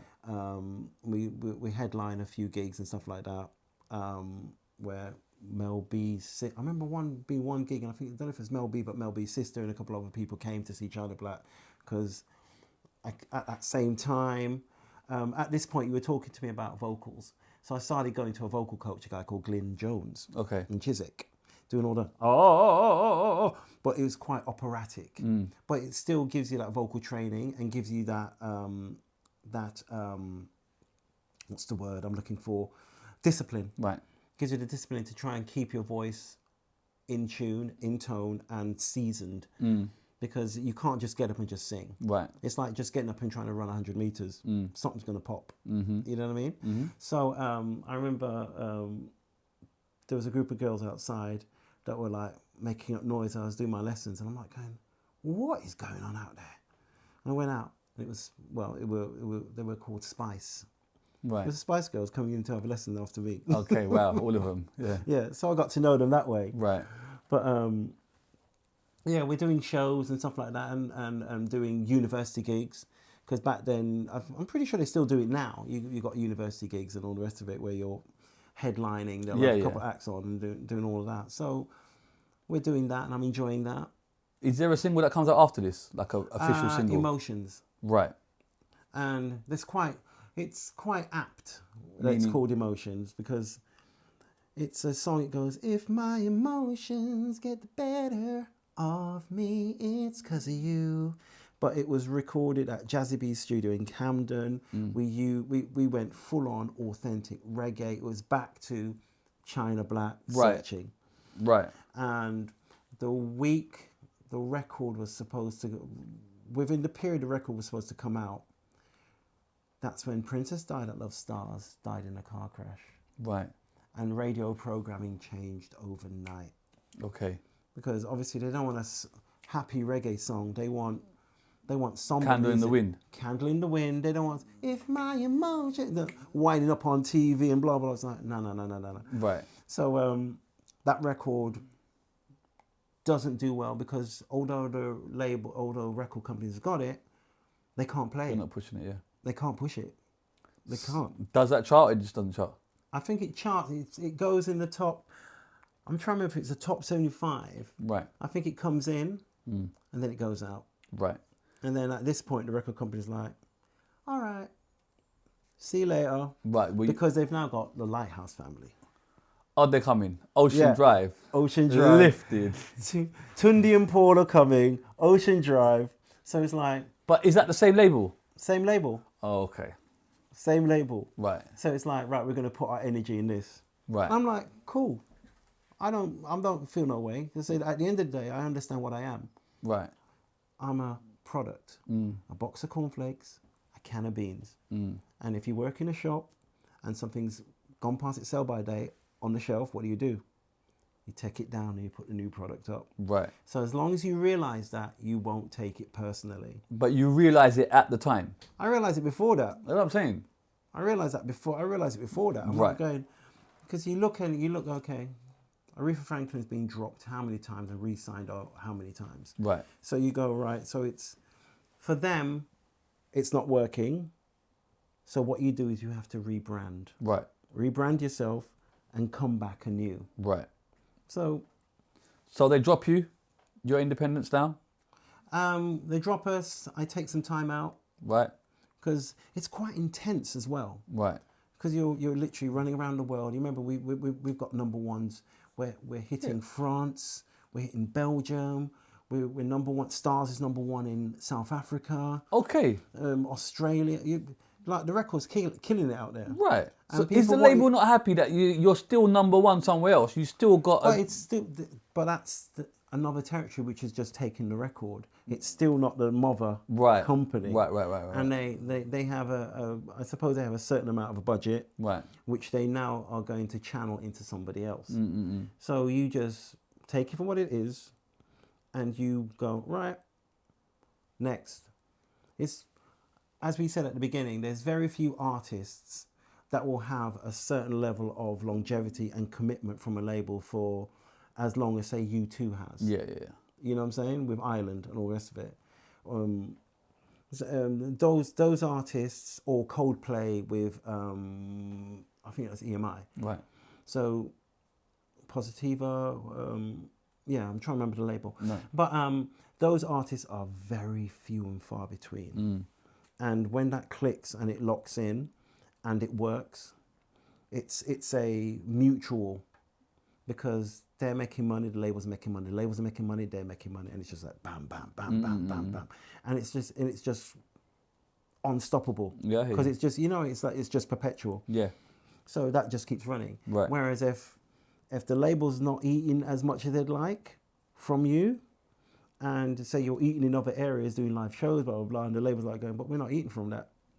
We'll find somebody else that we can eat from. So you just go, okay, cool. Let's go our separate. That's why artists get dropped. So what do you do in your time off? In my time out, I focus on my writing. Right. Focus on my writing. I start exploring other areas of music. Right.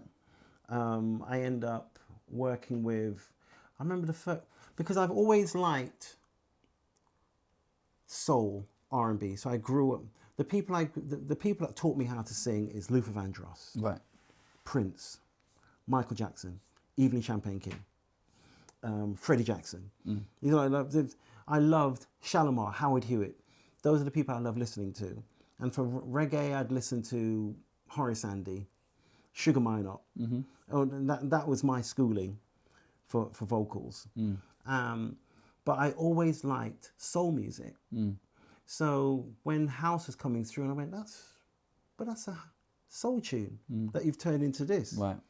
And 10 City, for example. And because they were using that tone, that's the way love is. I'm like, I can do that all day long. So I was like going, yeah, man, I'm going to jump on that. You can do that. Right. So I started doing house music. Right. So I worked with a guy called Michaela Ciavarini and Alistair Whitehead. We did a dance track that took off, and I went, oh, raw, okay. A whole new world here. This is a whole new world here. So I did a track with Alistair Whitehead. I started working with a guy called Steve Mack down in Brighton. Did some dance tunes with him. He said, yeah, we've done a tune called Space for a club called Space. And where's Space? In Ibiza. I'm like, okay. It's Space. Tunes getting rinsed in space. I'm like going, oh, man's gonna have to check out Space. Space is the next thing, bro. You know what I'm saying? Right. So I'm now in this new world of house music. Under what, Errol Reid? As Errol Reid. Right.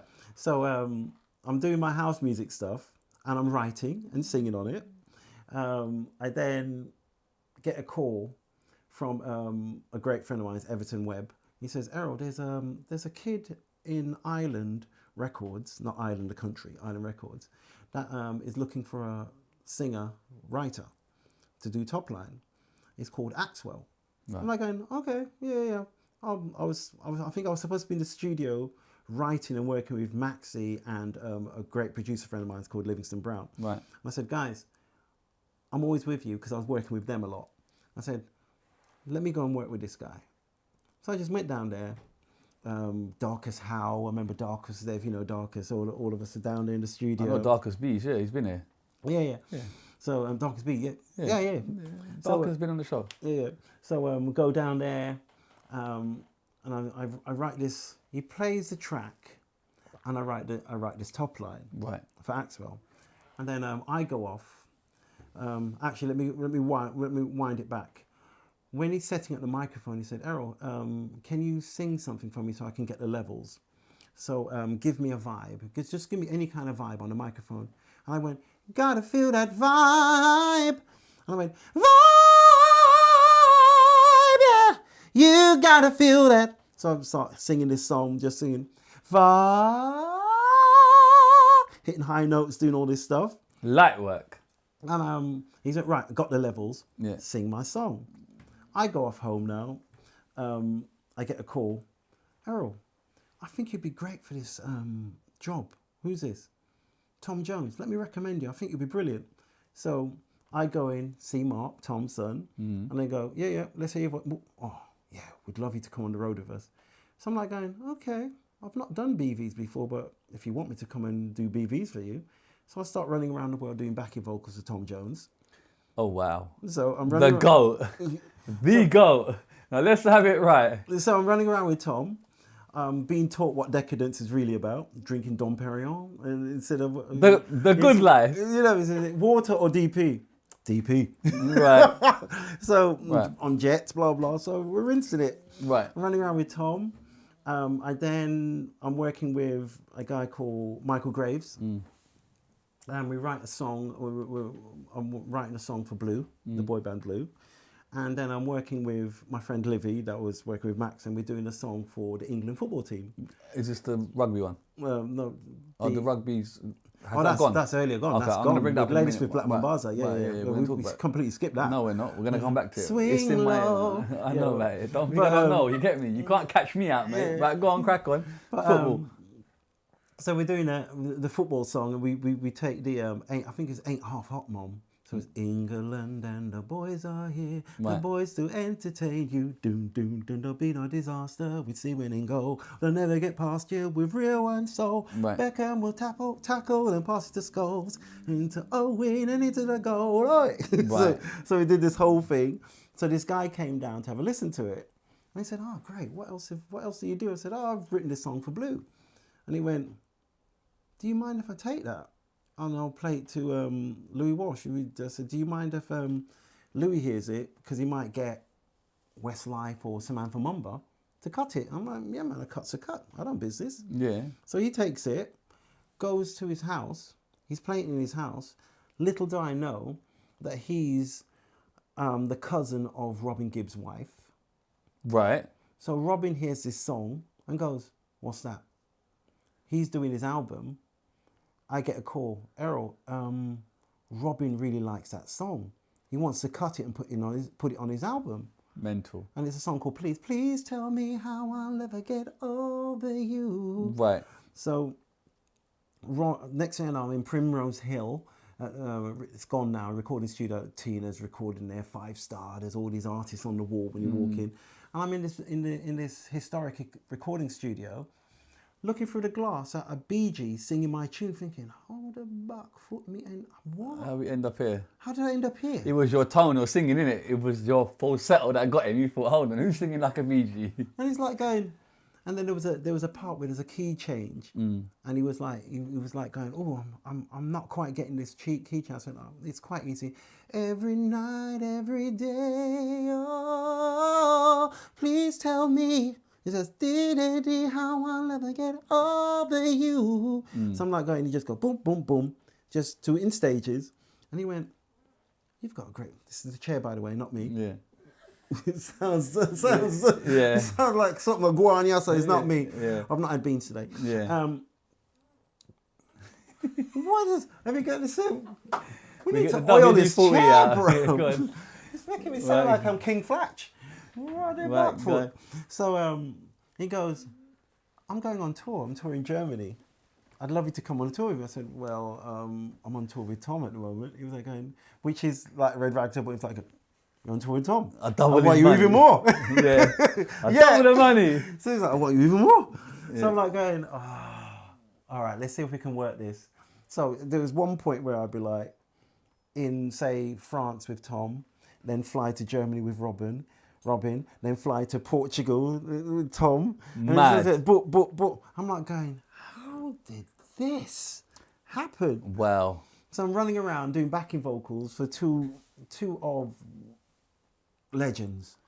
And People that when I was growing up, my parents was like, you see Tom on TV singing, holding his own with Stevie Wonder. Yeah, come on. You know what I'm saying? Hasn't he sang with Elvis? Yeah. Tom Jones. Yeah. Yeah, Tom, tell me some story about him and Elvis in Vegas. Well, we can't chat about that. You can't chat about them thing there, right? Hell no. Right. Man, now all about But you're doing the backing vocals for both of them. For both of them. How amazing is that? It's ridiculous. And you're helping a BG how to sing in the studio as well. You're actually teaching a BG how to sing. I'm just teaching you how to transition. But you're teaching how to sing. I ain't teaching them how to I'm sing. saying that. That's what I'm saying. Nah, man, listen. Brother, he Barry- can't do what you're doing. You're telling him what to do. That's teaching in my book. Like Barry Gibb. Fact checker. Fact checker. Yeah. Well, you got Barry. No, them. Well, you can tell by the way I use my walk and my woman's back. Them boys are bad. Yeah. You know But what I'm saying? you're bad also though. Just put some thing on your name, bro. Some respect, bro. Well, I'm there to help and enhance what he's doing. Right. I'm not there to take the spotlight. I'm Okay. there to help. Okay. Is there any stories that you can Support. tell us about that period? About that period, it was just decadent. Yeah. And then the kind of the actual money wise, you're making more from this, I presume, than you did with the China Black? Making decent money. Bought my yard From that. from touring. In the rich side of town as well. And I know I wouldn't say. he lost his accent as well. He said, fuck that. Oh, hello. He lost his accent. I moved to. I'm now in Knightsbridge now. And I know where you live, so it's good. Oh, that's good then. So then you did get something out of it, money wise. You got what I'm trying to say? Yeah, Because some people say, oh, you know, the China Black thing hasn't worked or whatever it is, but that was a knock-on effect perhaps to get But you. it's everything is a stepping stone. Yes. Everything's a stepping stone. Everything's a journey. Yeah. So you got that. I end up there, and I'll allude to this. So I then go. I get a call. Errol, you remember that track we did in Island Records about a year and a half ago? I'm like going, who's this? Oh, my name's Axwell. I went, right. What tune? I don't remember. He played it down. I said, I hear my voice, but I don't remember writing that. I said, send me. So was it a CD, an email? Probably was an email. MP3. You know what I mean? In them days, it was. Yeah. Remember in the days when it's like you posted a record, Yeah. or you posted your cassette. Right. So he sent me the record, and I went, "That's definitely me," but I do not, for the life of me, remember writing this. Right. So I'm talking to him. He went, "Oh no, this is not what you wrote. This is when you were warming up on the microphone. Right. I found that this was better than the song you wrote." I went, "Well, you're saying my song was shit, bro?" Right. Right. So it's better than the song you wrote, and it is kicking off. And it was called Feel the Vibe, or it is called Feel the Vibe. Right. Now, this record is now being played by David Guetta, all these artists that were coming up. So we're talking the early days of progressive house, Right. as we call it, where it's house that's got a proper vocal structure and all the rest of it. So that comes through. He said, we need to go and write a top line for this, because all we've got is, you gotta feel that vibe, yeah. So we need a verse to link the hooks together. So I end up going in with a guy called Rob Davis. Rob Davis wrote Can't Get You Out of My Head for Kylie Minogue. Right. But Rob's from a band called Mud. Right. Oh, that's right. I really love your tiger, man. Right. And that's neat. I really love your tiger feet. It rings a bell. It's an old rock and roll tune. all There's right. people out there that will know it. Oh, yeah, fair enough. It'll be lonely. I know that this one. Christmas. Yes, there Right, you him. go. Yeah, right, go on. That's the band. Right. So me and him went in, did the top line on that. The tune comes out, and then when the tune drops, Ministry of Sound are like going, yeah, we like the tune, but I think it would be better with a female vocalist. I'm like, nah, bruv. Because at that time, house music was dominated by female vocalists. Right. And I think it's a time for Like your male Barbara vocals Tuckers to and come. all that. Exactly. Right. So I thought it was time for male vocalists to come back in. And it's not like my voice is particularly low. Definitely So I'm not. you know what I mean? Yeah. It's like, there's a register there. Yeah. So we had a little bit of a to-do about that. And then they went with another version, as well as our version. I'm like, cool. But don't talk to me about my publishing. You got yours. Learned. You got yours. I got mine. Set the extension in the house. No, new taps. But Gold ones. gold plated. Yeah. Right. And don't use Vim. Right. His plating comes off. Right. So, and then that track goes. That track goes, and it absolutely launches me into the dance world. Right. Literally launches me into the dance world. I then get a call from Act saying, we need to recreate that hit. So come to Stockholm. I'm like going, I will pay for my flight or accommodation. So because I'm now, as I am still copyright control, I keep my publishing. Right. Because obviously as you're going through this, you learn. Yeah. And you learn the processes. Yeah. If you give away too much, yeah, then you get very little back. Right. So you try and hold on to as much as you can because it's pension. Yeah. So I then go to Stockholm, stay in the ABBA hotel. I remember it. Stay in the ABBA hotel in Stockholm, and we go in. And as I'm flying over on British Airways, you got, I think it's the Mail newspaper. You got the little strip at the bottom. And I thought, all right, I can't go in there dry. I got a couple of hook ideas that have been running around in my head. So I wrote on the bottom of the paper, I've got nothing but love for you. And I wrote a couple of other things. And then ripped it off. And then Axe went in, he played me a couple of beats. I'm like going, okay, I think I might have something for that. Yeah. So I pull out this piece of paper and he went, are you serious? I went, deadly, bro. And I went, I got nothing but love for you. I got nothing but love for you, babe.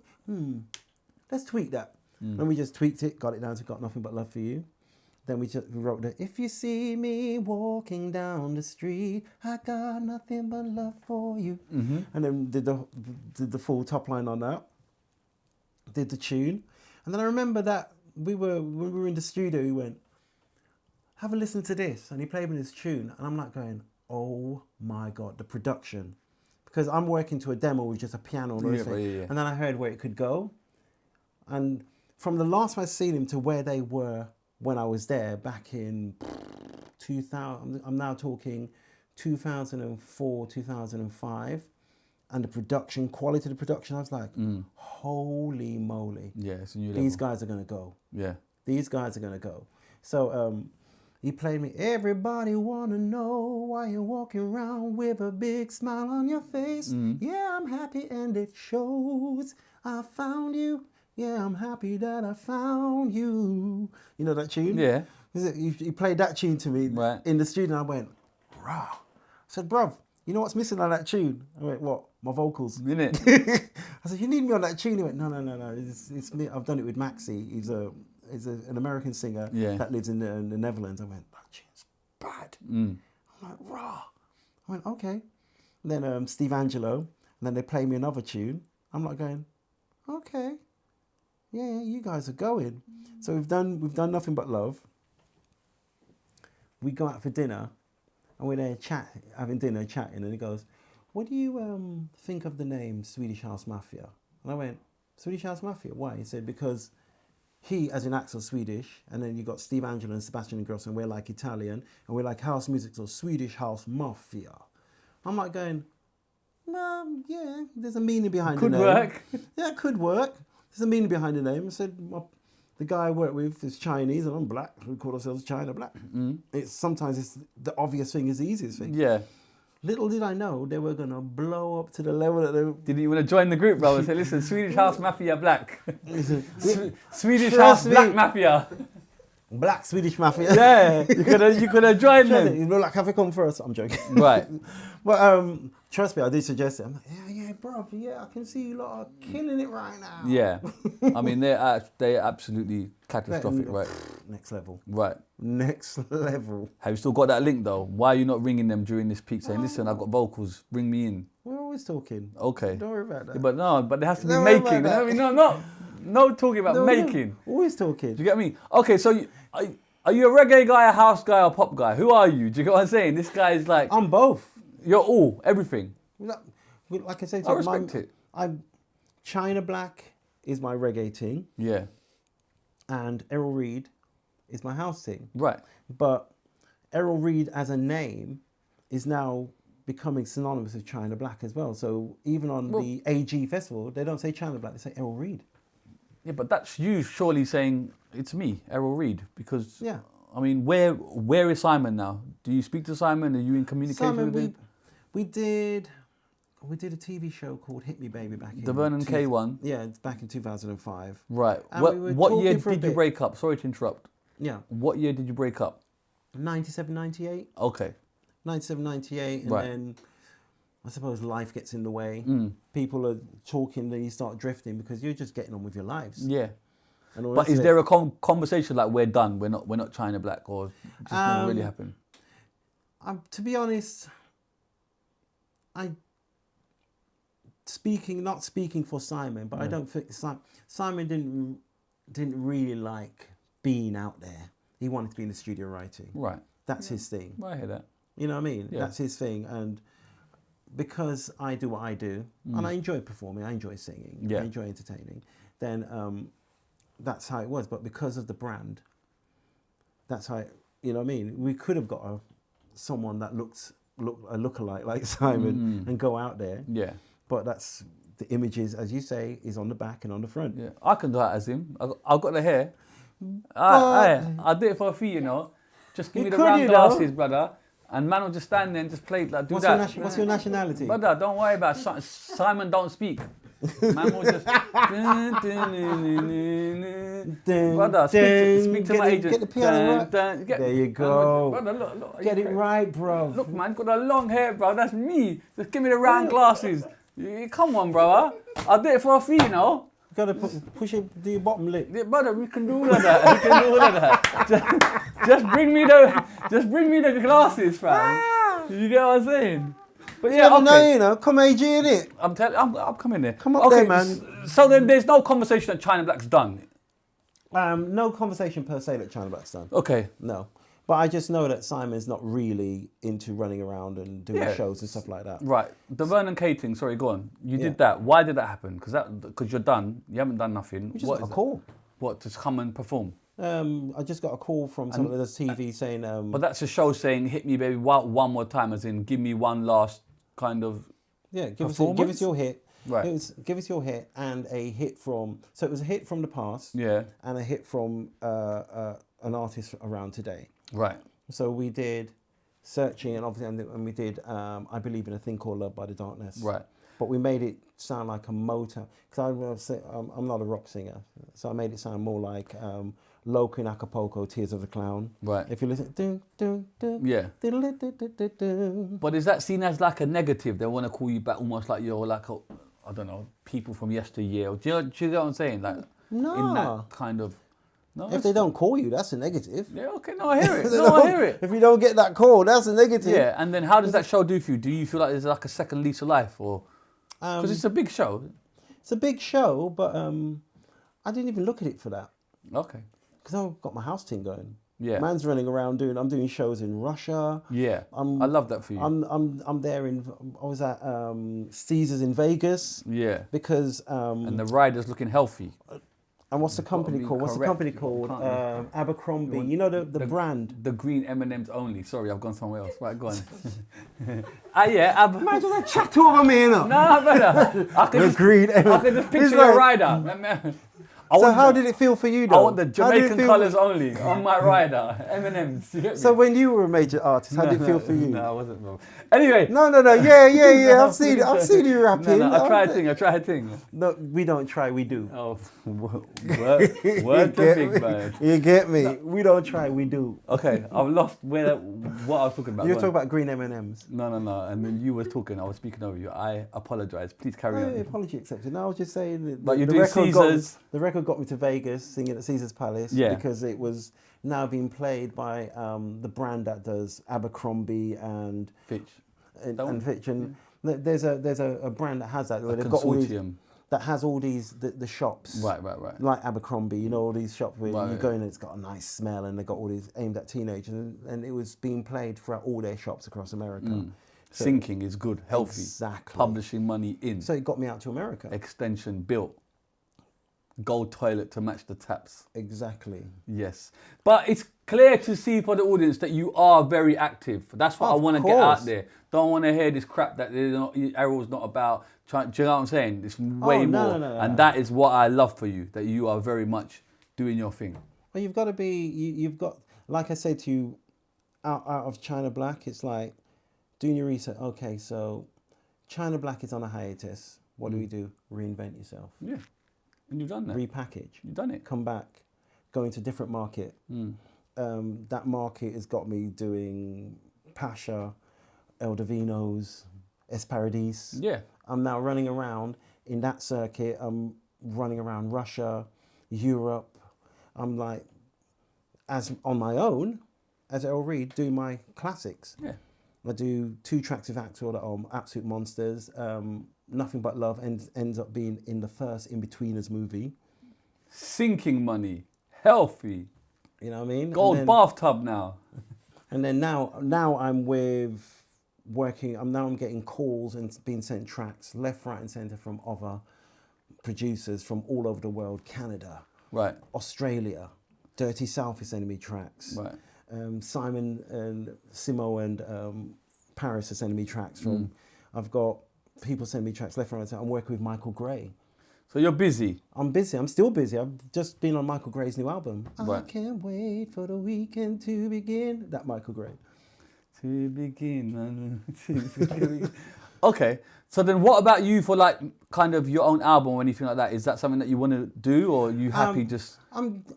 I've now got the flavour and the taste. Yeah? Yeah. Back out here.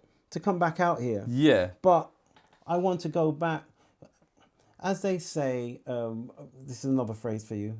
Salmons swim upstream to go back home. Right. Yeah. So and if, you know when salmon go to breed, they go and you see this foot where they're swimming against the tide to go to I missed where that documentary by Attenborough, but I'm going to take your But word here for it. we are, and the salmon is swimming upstream. Okay. And the bears are eating the shit out of the salmon. Right. The salmon like, oh shit. So, But you're back. I'm coming back to my reggae roots Okay. because I want to explore that. Right. But it's nice that you can pick and choose and do what you want, because it's not like you're struggling or you've got all these avenues going. And Exactly. And your voice sounds as good as ever. Oh, thank you. Do you know what I mean? Let's talk about AG quickly, because you said off camera you wasn't meant to go. What happened? You just saw him on the bus or something? No, Not on the bus, or the car. We had some girls on the bus, didn't we? Saying, "Oh, he's outside," and we looked, and he was outside. We saw this guy outside Electric Cinema, DJing. So, well, all right, let's go and check him out because Tipper Irie had done it with was it Daddy Freddy? Yeah. And Tipper's like, "You should go down there, man." I'm like going, "Yeah. I'll hook it up," but never did. And then when I was on the bus and I saw it, I went, "All right, let's go and see what's going on." Told him who I was. He went, "Yeah, just come on, man." So just impromptu, just went on, drop searching, and you could see the reactions live because he's got this screen where you could see it, and it went off, and I was like, "All the many roads, wow, get it, I am China Black, what? Get him to sing the original." And there's all this firing up, and AJ was like going, No. We'll get him back. We're going to get him back to sing the original. We're not going to use it all up now kind of vibe. Marketing. And I was like going, because that's the first time I'd been in that environment. And seen that instant reaction. Because usually you sing live to an audience and you get that feedback straight away.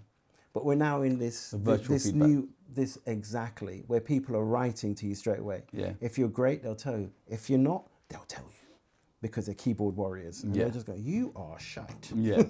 And you can't see my face, so I can say what I want. Send. You know what I mean? Boom.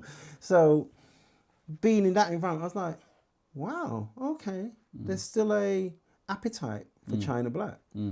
Because I had got consumed.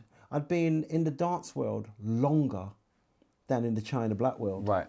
Because you're talking 99, 2000, I did the Michaela Ciavarini and Alistair Whitehead track. And then we're now 2026 and I'm still doing house music. Yeah.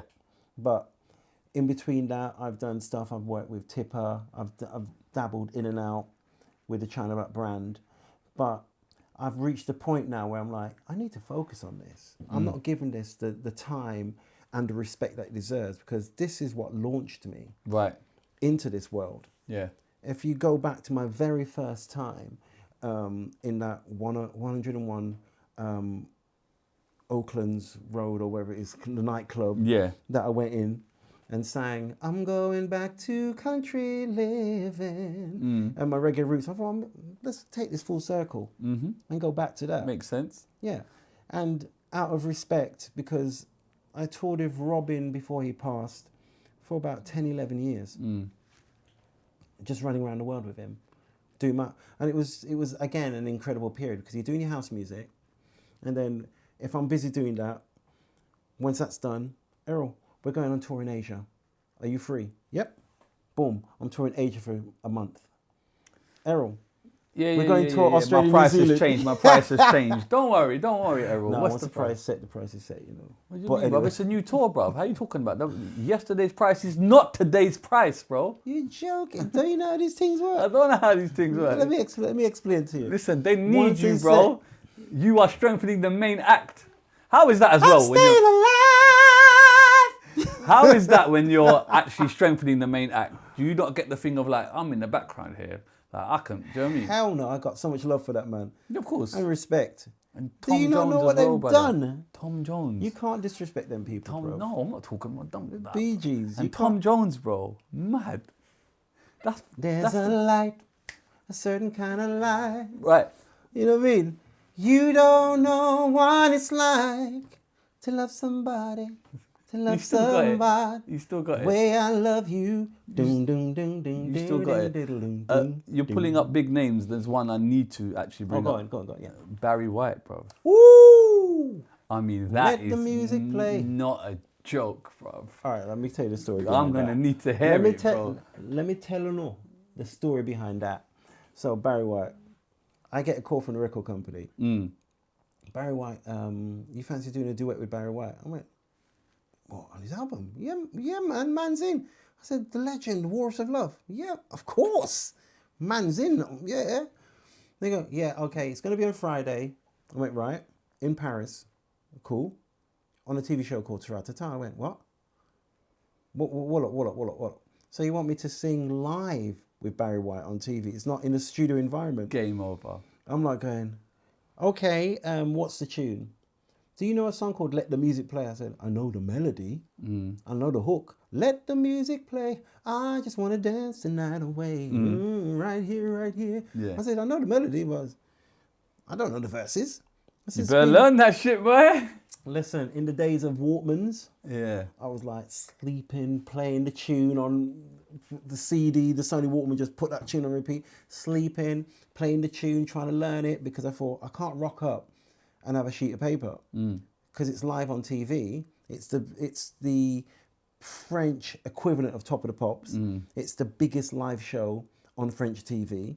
So I thought, man's got to... And it's Barry White. And it's Barry White. And it's the Love Unlimited Orchestra as well. Right. With him. So I step out now thinking, yeah, actually, why would Barry White want to sing with me? Barry White don't want to sing with me. I remember, you remember Jeremy Beadle was on at the time. So I thought... Beatles about, yeah. I thought, this Jeremy... You know what? I think someone's going to do a prank on us. I said, if Jeremy Beadle comes out in a fat man suit, blacked up, I'm going to drop kick him. Right. So you haven't even met Barry White. So I hadn't met Barry White. Right. So I'm thinking, why would Barry... Because you know when you're going through this whole process, you're thinking, why would Barry White want to sing with me? Right. So I'm like going, okay. So we're there in the studio, and I'm like going, well, there's a whole orchestra here. Wow, they've really pulled the stops out for this. This is going to be funny. I better look surprised. So I'm standing there, and the band's playing. I'm like going, yeah, the tunes sound good. And then this man walks out. I'm like going, raw, that's Barry White. That's really Barry White. Oh my gosh. And I should have been singing 2 bars ago. Oh my gosh. I've now got to turn around and stop the whole orchestra. And the studio is freezing cold and I'm sweating. I was going to use a phrase like a fat kid outside a cake shop, but I used it anyway. Right. I'm sweating, thinking, man, I'm out of my depth here. Because Barry White is there, the orchestra's playing, and for the life of me, I cannot remember the opening line because it's all just gone. It's not live TV, does it? No, it's all recorded, Right. but it's gone out my head. So Yeah, I'm but like, why have they not introduced you to Barry before? That's mental, bro. That's like deep. well, you know what? That's crazy. Like, have a little run through or something. I get it's Barry White, but Yeah, because I remember the guy was saying, well, you're going to sing this and the Barry's going to sing this and blah, blah, blah. And I'm like, Barry White is I'm like top going, you know level. what? This is some joke thing. Right. This ain't going to really happen. I thought it's not going to happen. and he's there. And Barry's there and I'm thinking, it is happening. And I should have been singing. I'm not singing. I'm now going to have to turn around and stop the orchestra because I'm out of my depth. Right. And then the MD was, took Barry to one side and said to Barry, said, look, you're probably one of his legends, an icon. I think what we should do is you and him have lunch together, sit down, have a chat, get comfortable, work out how you want to do the song. Yeah. You know, that's it. So that's what we did. We sat in, I sat in his room, spent the whole afternoon eating food, chatting to Barry and going, well, man, I think if I do the verses and you do the chorus and How's that? and I'm like going, man, sitting here chatting. By the end of it, I'm comfortable. Of course. Because we did, because Searcher was nominated for a Brit Right. as the best single of '94. Right. And I was at the Brit Awards and I ended up chatting to Isaac Hayes. As you do. As you do. So I chatted to Isaac Hayes and I was like going, yeah, I was at the Brits, I met Isaac. He said, he's my neighbour. I'm like going, raw. I'm like, this is heavy. That's crazy, bro. And so went out there. At this point, I'm comfortable. Went out there and did the tune and let the music play. I just want to dance the night away. Right here. And Barry just, I'm out here dancing and still. Crazy. And that is still played on French TV to this Of course. day. And why wouldn't it be? Yeah. Did you speak about him afterwards, or did he just go that way and he went that way? No, we spoke. You know what? We spoke, and then he talked about the music industry and how artists like me coming up should be protected because obviously they're coming from an era where they would have gone through certain things for the music industry, and he was like, because the Nagy, that was his name, the host, Right. Nagy, was asking him about what do you think of young acts like this coming up, Barry, you know, and blah blah, because obviously he's a legacy artist and we're just coming through. Because Searching was doing incredibly well in France, and we ended up being on a Laboratoire Garnier commercial. Right. Because You're Worth It. Absolutely. Yeah. So we ended up being on that. So we were well known in France. Right. And he was just having a chat with the host, and then we were just chatting behind the scenes, just hanging out. Was it the show's idea to put you two together, or was it Barry's idea? I think it was the show's idea. Yeah. Because what they do is they get an artist, like say a Barry or a Stevie, and then they bring on other acts. Right. And then they'll have. I remember watching some of the other shows after that. Once I worked out the format, and then they had other acts where they'd have the main artist, and then like Lisa Stansfield, this person, that person, maybe an Omar would come in and sing with that main act, and the main act would sing a couple of their hits with That's with amazing. other artists. And you know what? It's an experience and a memory I will never forget, and will never happen again because he's no longer with us. So. But when you look at like Barry White, Tom Jones, the Bee Gees, do you think the UK doesn't put the respect on your name that you should have? My really? name? In what way? In a bad boy way, like this is what he does. This is what Errol's about. This is what he does, man. What do you mean, man? I think they Man, do. have to know. Good, yeah. I think they and do. I hope so. Yeah, I think they do. I'm still, put it this way, where what? Searching, I sang Searching in 89, 90. It properly came out in the mainstream 94. And it's now 2026 and I'm still here. Still doing my thing. Speaking of the Bee Gees, your new song is a cover of theirs. How Deep Is Your Love? You see how I did that? You see how I did that? Yes. What was the thought process of doing that record? I wanted to do backtrack slightly. Was that I was at Tipper Irie's birthday party. Right. And while at the birthday party, he was at Garage Nation. I think I met him recently. Tipper's on. You know, Hey Mama, Black Eyed Peas. Yeah. Shake that thing in the city of sin. And Hey Shorty, that's Tipper. Is he on the Gorillaz tunes as well? Or is that someone else? That's Sweetie. That's Sweetie. That's right. Yeah. Sorry. Yo. Yeah. Yeah, that's Sweetie. Tipper's got the long dreads, though, innit? No. Was that Sweetie? Okay, I'm gonna get it wrong. I think Sweetie's got all Maxi. Anyway, go on. I need a drink. We need a drink. Give him a drink, man. What do you want? No, I got this. I'm just gonna pour it in here. Is that all right? Throat's getting dry. Talking too much. We're almost there. Hang in there. Oh. Ah! Yeah, there we go. Right. That's better. Go on. So, I'm at this birthday party, and then I bump into Peter Honeygale. Right. And Peter and I have been talking about doing stuff for ages. So he said, just come round to my yard and we'll just bomb some ideas and work something out to do. Cause it'd be good to do something as China Black, because Peter's a reggae producer. Right. And the rest of it. So we were just chatting away, and I said, you know what? I spent years touring with Robin, and I'd love to do something to do with the Bee Gees. And we looked at a few songs, and I said, has anyone done How Deep Is Your Love? As in reggae. Yeah. And we couldn't find anything. We obviously found Destiny's Child, we found all these different versions of it, but we couldn't find a reggae version. I said that would be perfect because I absolutely love that tune. Yeah. And it's and bearing in mind that when I was touring with Robin, we were touring with an orchestra. Right. So you can imagine those songs with strings and it was heavy. Bro. Yeah. I never got. You're talking 10 years and not getting bored once. And that's out now. That's out now. Yeah. It just came out this week. Yeah. How is it in this new world with marketing and TikTok and all of that? It's a world that I have to navigate. Right. And you have to. So we've already put it out to DJs, and it's getting a good response. So we've got a plugger on the case.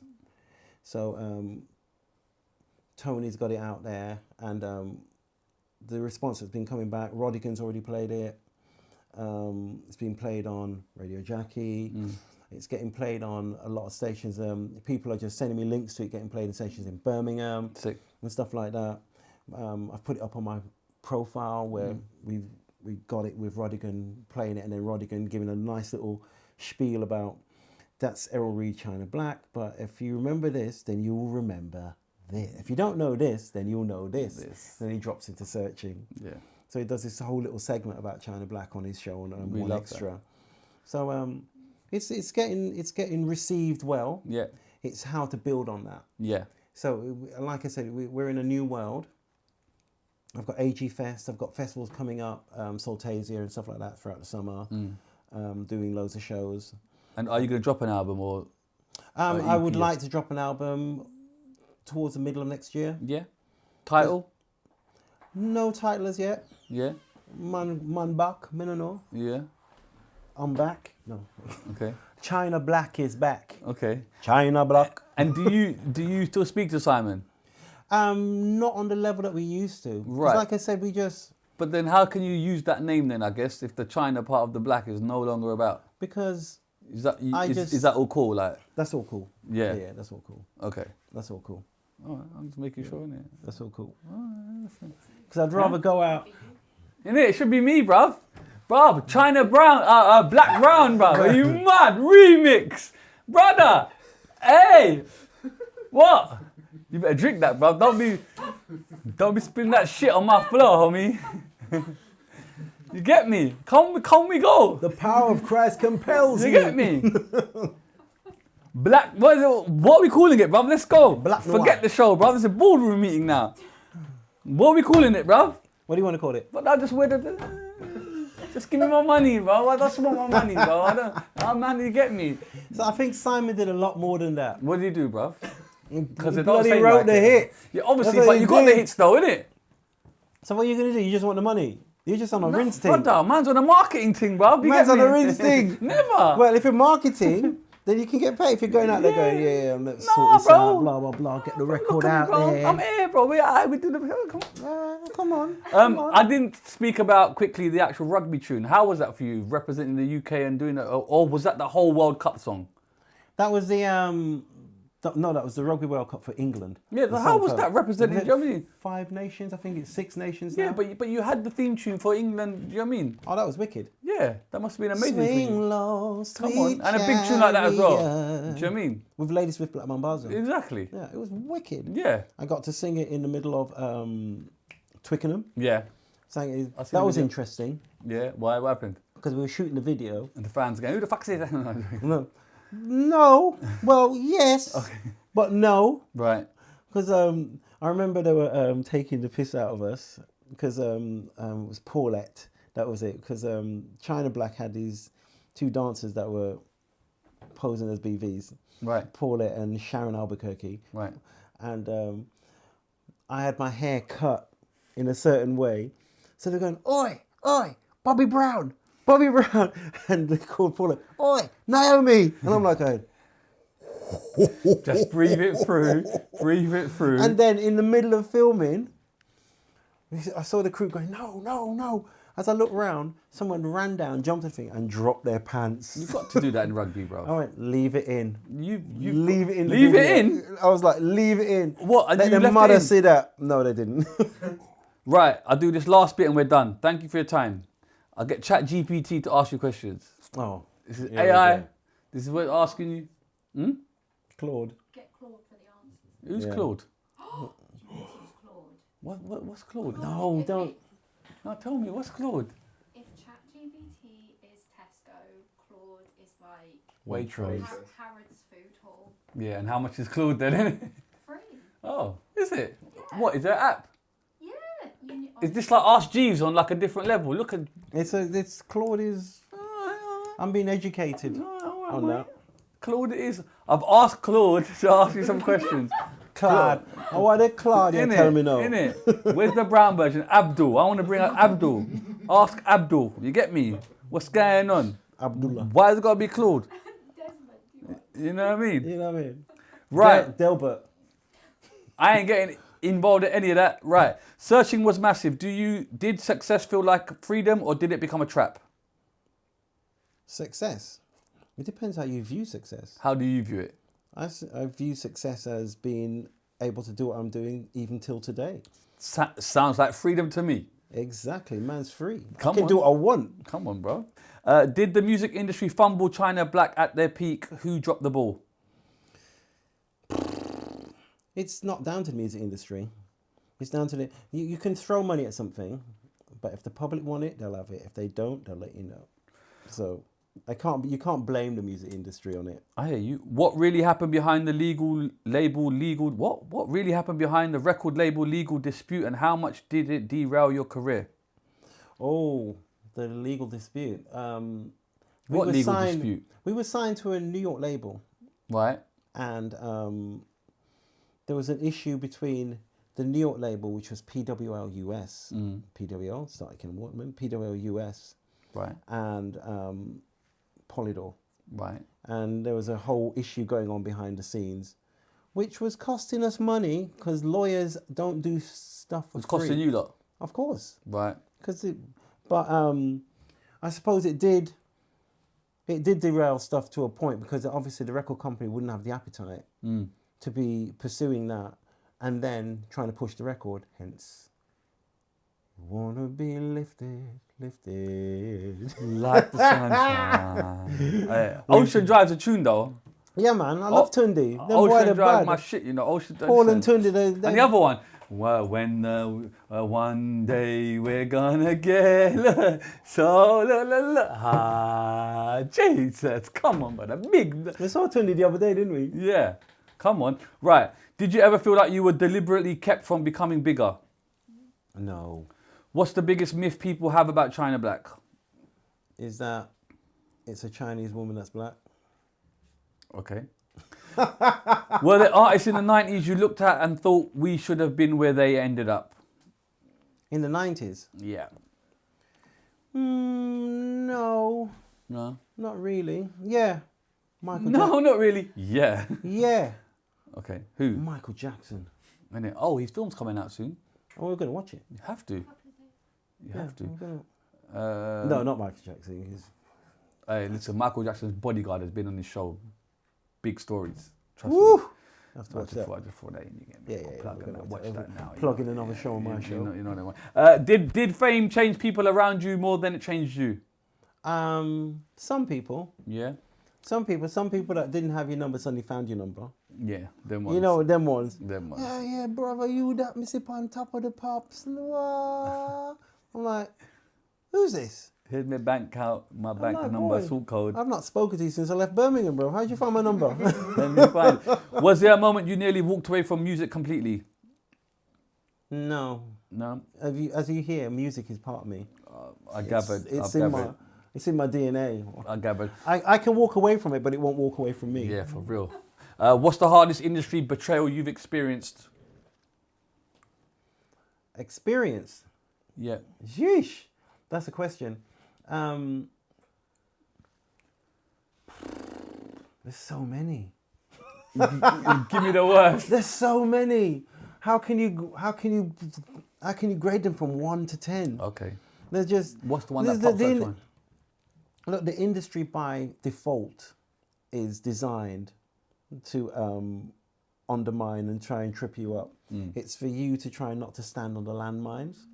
It's not easy. Even when you look at contracts, like I remember going back to maths and all the rest of it. I remember looking at because after going through the first situation and the label going bankrupt, then when I was looking at the contract for the next situation, I was like going, what's this, I think it was like 10%. What's this 10% for breakages?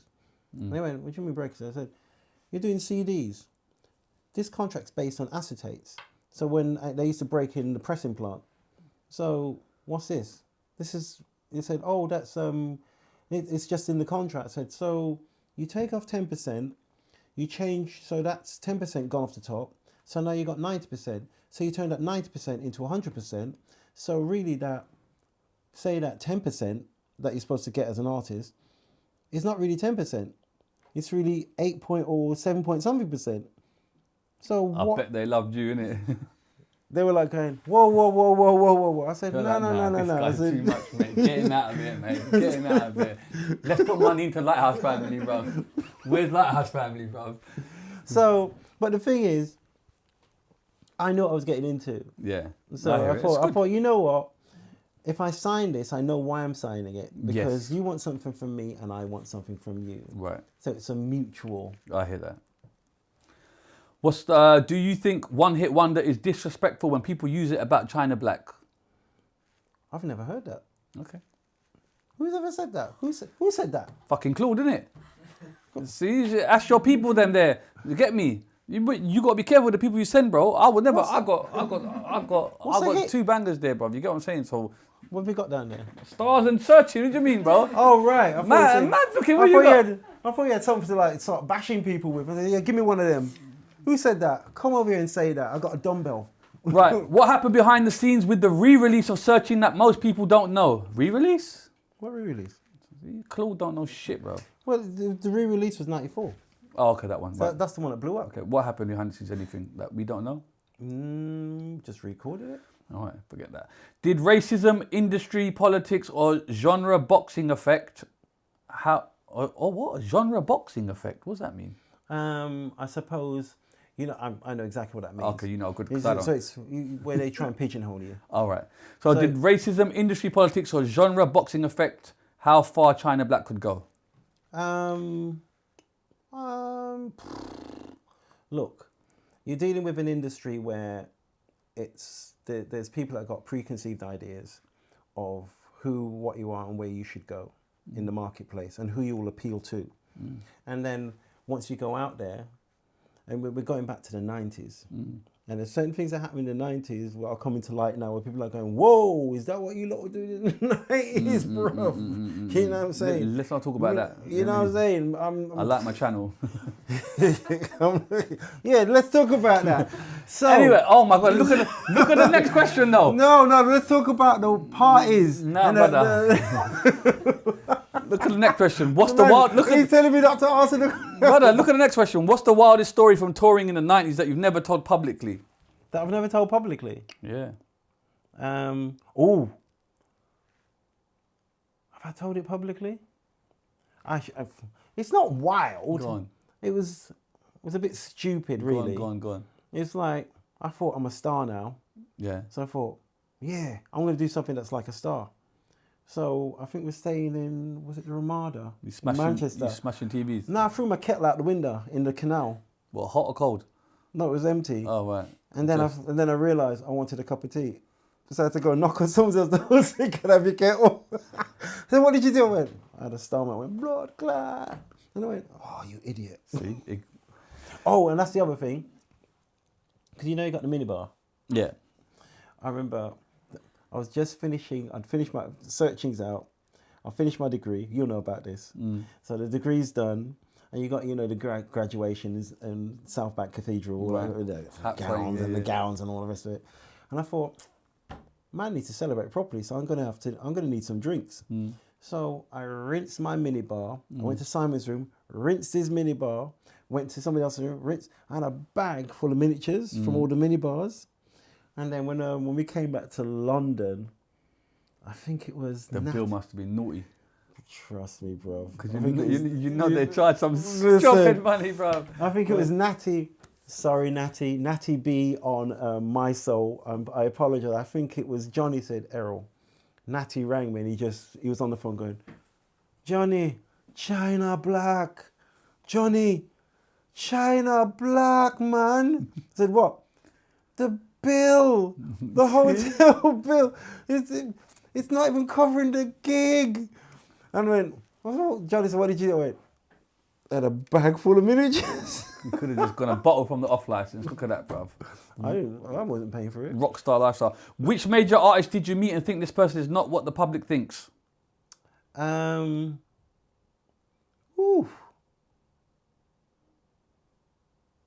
I've got to think about that. Yeah. Because look, people are people. Yeah. And the private persona is different to the public persona. There was one person I mentioned, I alluded to him before, where we were on tour with him, and I remember it was me, Mark Morrison, we were on tour, and I remember we'd be like in the hallway, and they go, yeah, you have to, can you go inside? They come and say, well, bruv, we ain't gonna bother them. I said, when he goes to the toilet, you have to wipe him batty like me, you know. So you can just walk down the corridor. So we were told to like His name stay started out with of R. Exactly. So we were told to stay out of the way. And then we were in Rotterdam. We were in Rotterdam, and me being me, and I can be feisty. So and then the man wants to come and sit with us. I said, listen, bro, you didn't want to know us in London. So what do you want to know us for now? Right.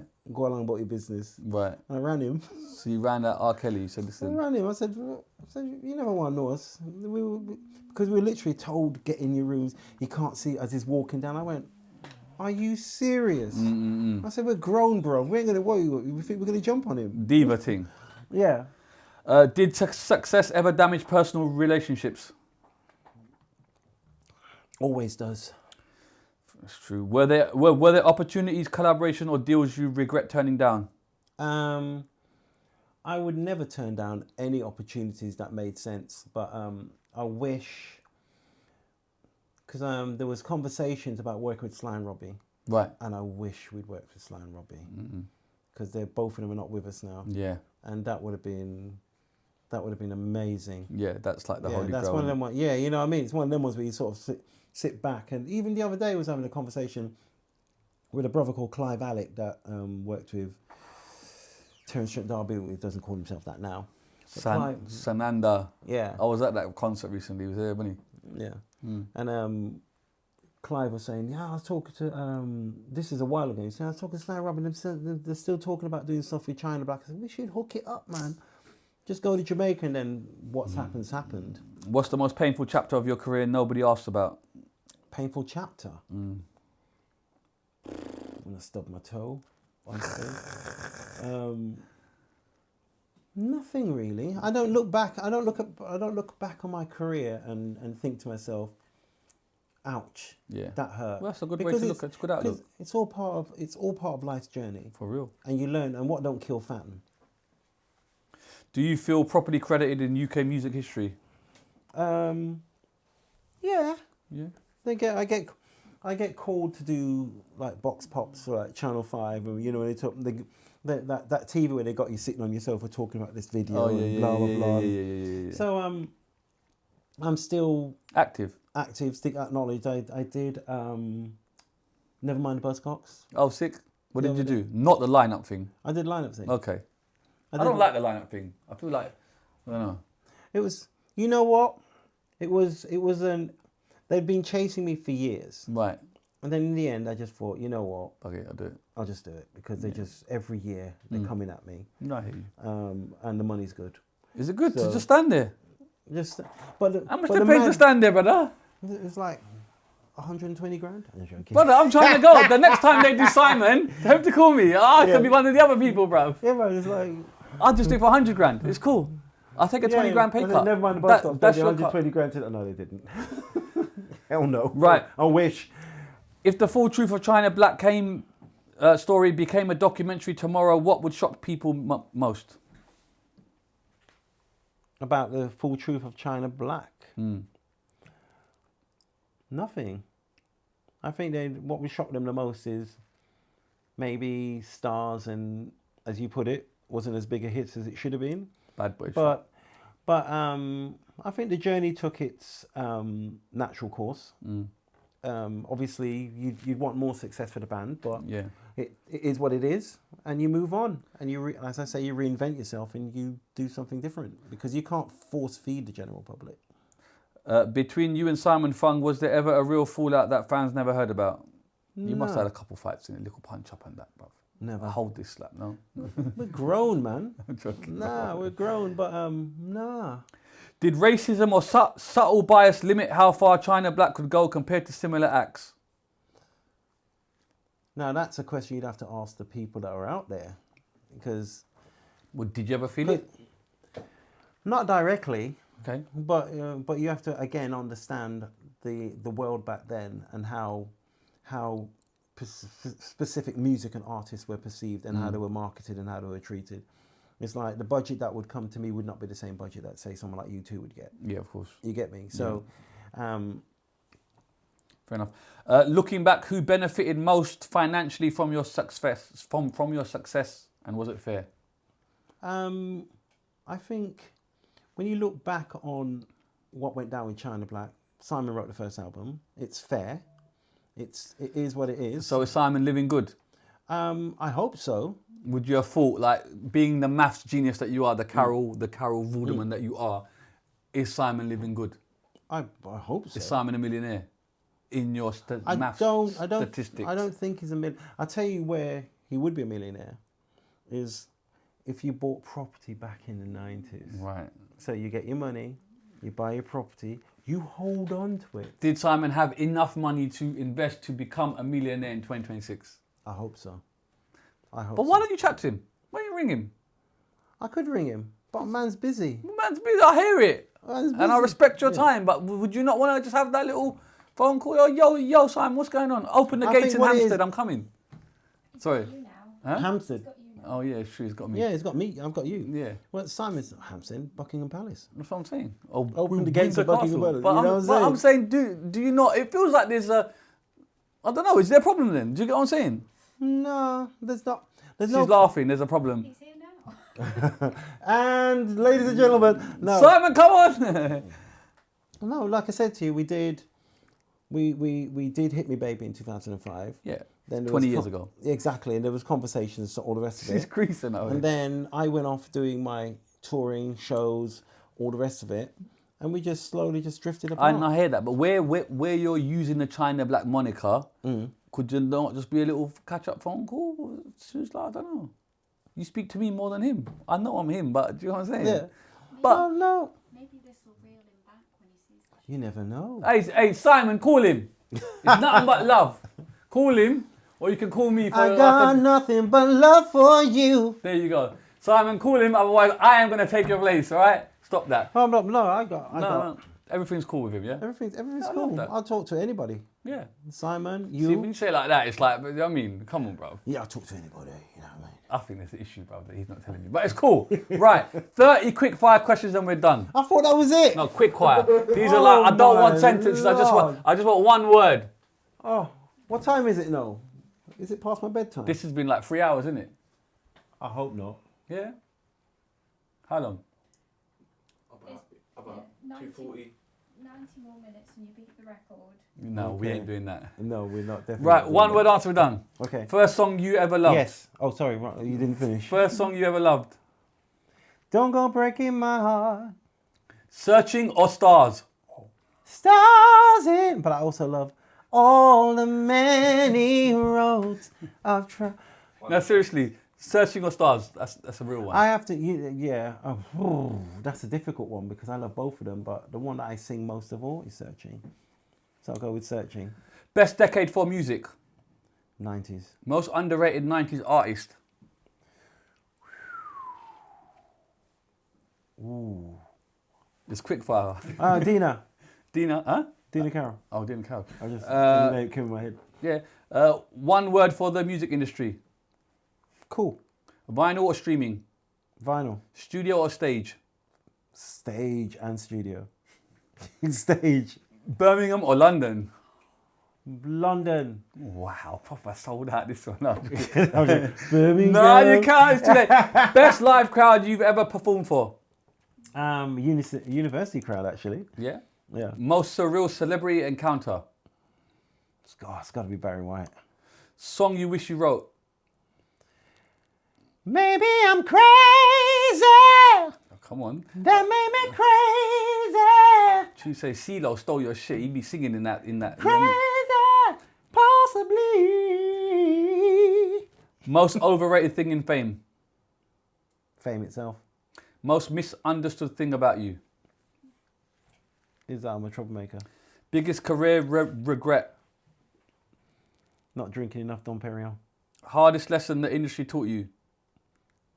Definitely read your contracts. Artists you still love to collaborate with? I would still love to collaborate with. Woo! You know what? Justin Bieber. Yeah. Gotta say my boy Kenny. Kenny who? Thomas. Thomas, yeah man. You've never worked with Kenny Thomas? We did. Actually, Kenny and I did do a tune back with the Wide Boys. Oh my God. What's that? Garage tune? Yeah, Really? back in the Why have I day. never heard that? Ah, Kenny's good. hitting on he's me, good stuff, cheating on man. you. Hitting on me, cheating on you. Really? With the Wide Boys. That's amazing. Best advice you were ever given?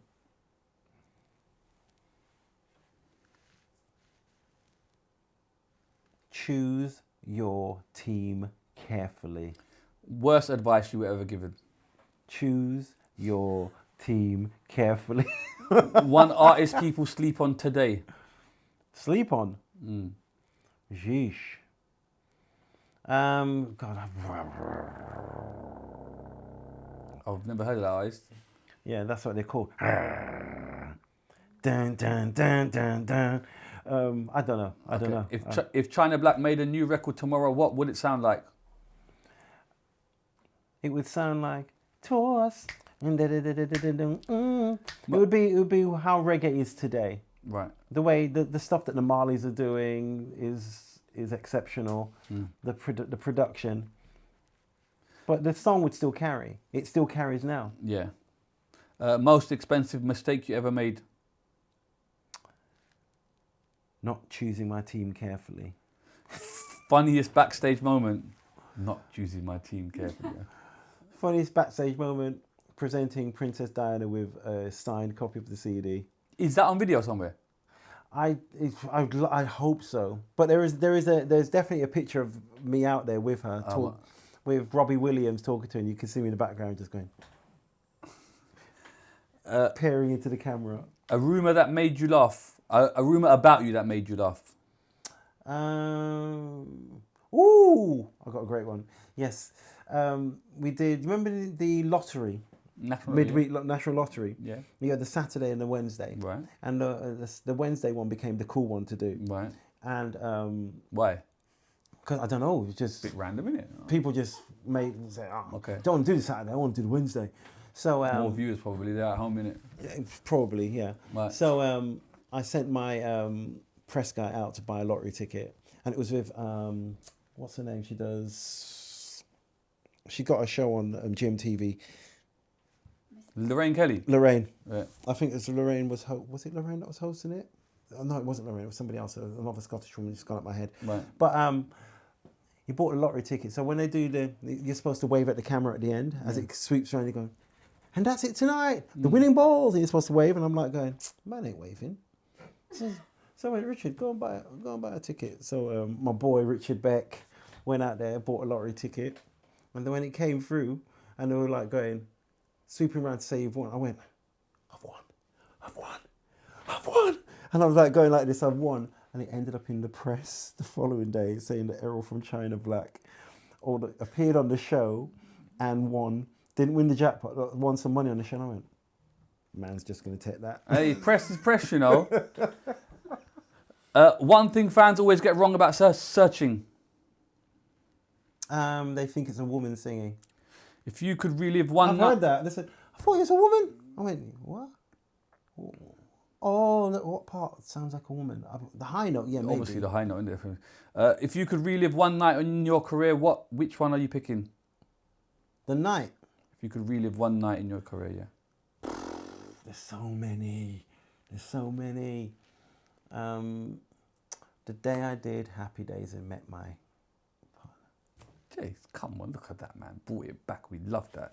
Man's looking them brownie points out here. What can't you tolerate in the music business? People that don't choose their team carefully. Finish this. Success is people that don't choose. Success is What you make it. legacy or money. Legacy. One question nobody asks you but should. Did I choose my people carefully? Team No, carefully. not always. It's team. But you learn as you go along, and it's life is a journey. Life is a journey. I'm going all Mary Poppins, but I was going to say, would you like a final statement? But I think you've done it. Do you want to say something final to the people? choose your people carefully. Right. I think he's done. Errol, it's been an absolute pleasure, sir. Oh, it's Lovely been to fun. meet you, man. Come on, man. Love and respect you. And it's lovely Yes, to King. see that, you know, from that, you've managed to do so many other things. There's so many facets to your diamond, and we love to see it. Well, we just touched some of it. There's even No, more. well, we don't want to beat the record of the longest episode. Yeah, I got to go home. I got to go Is that the time? He's got to go home. Man's got things to do. He's got to go home to his castle, folks. Love and respect, Errol, man. Thank you so much for your time, bro. God bless. We out. Peace. One love.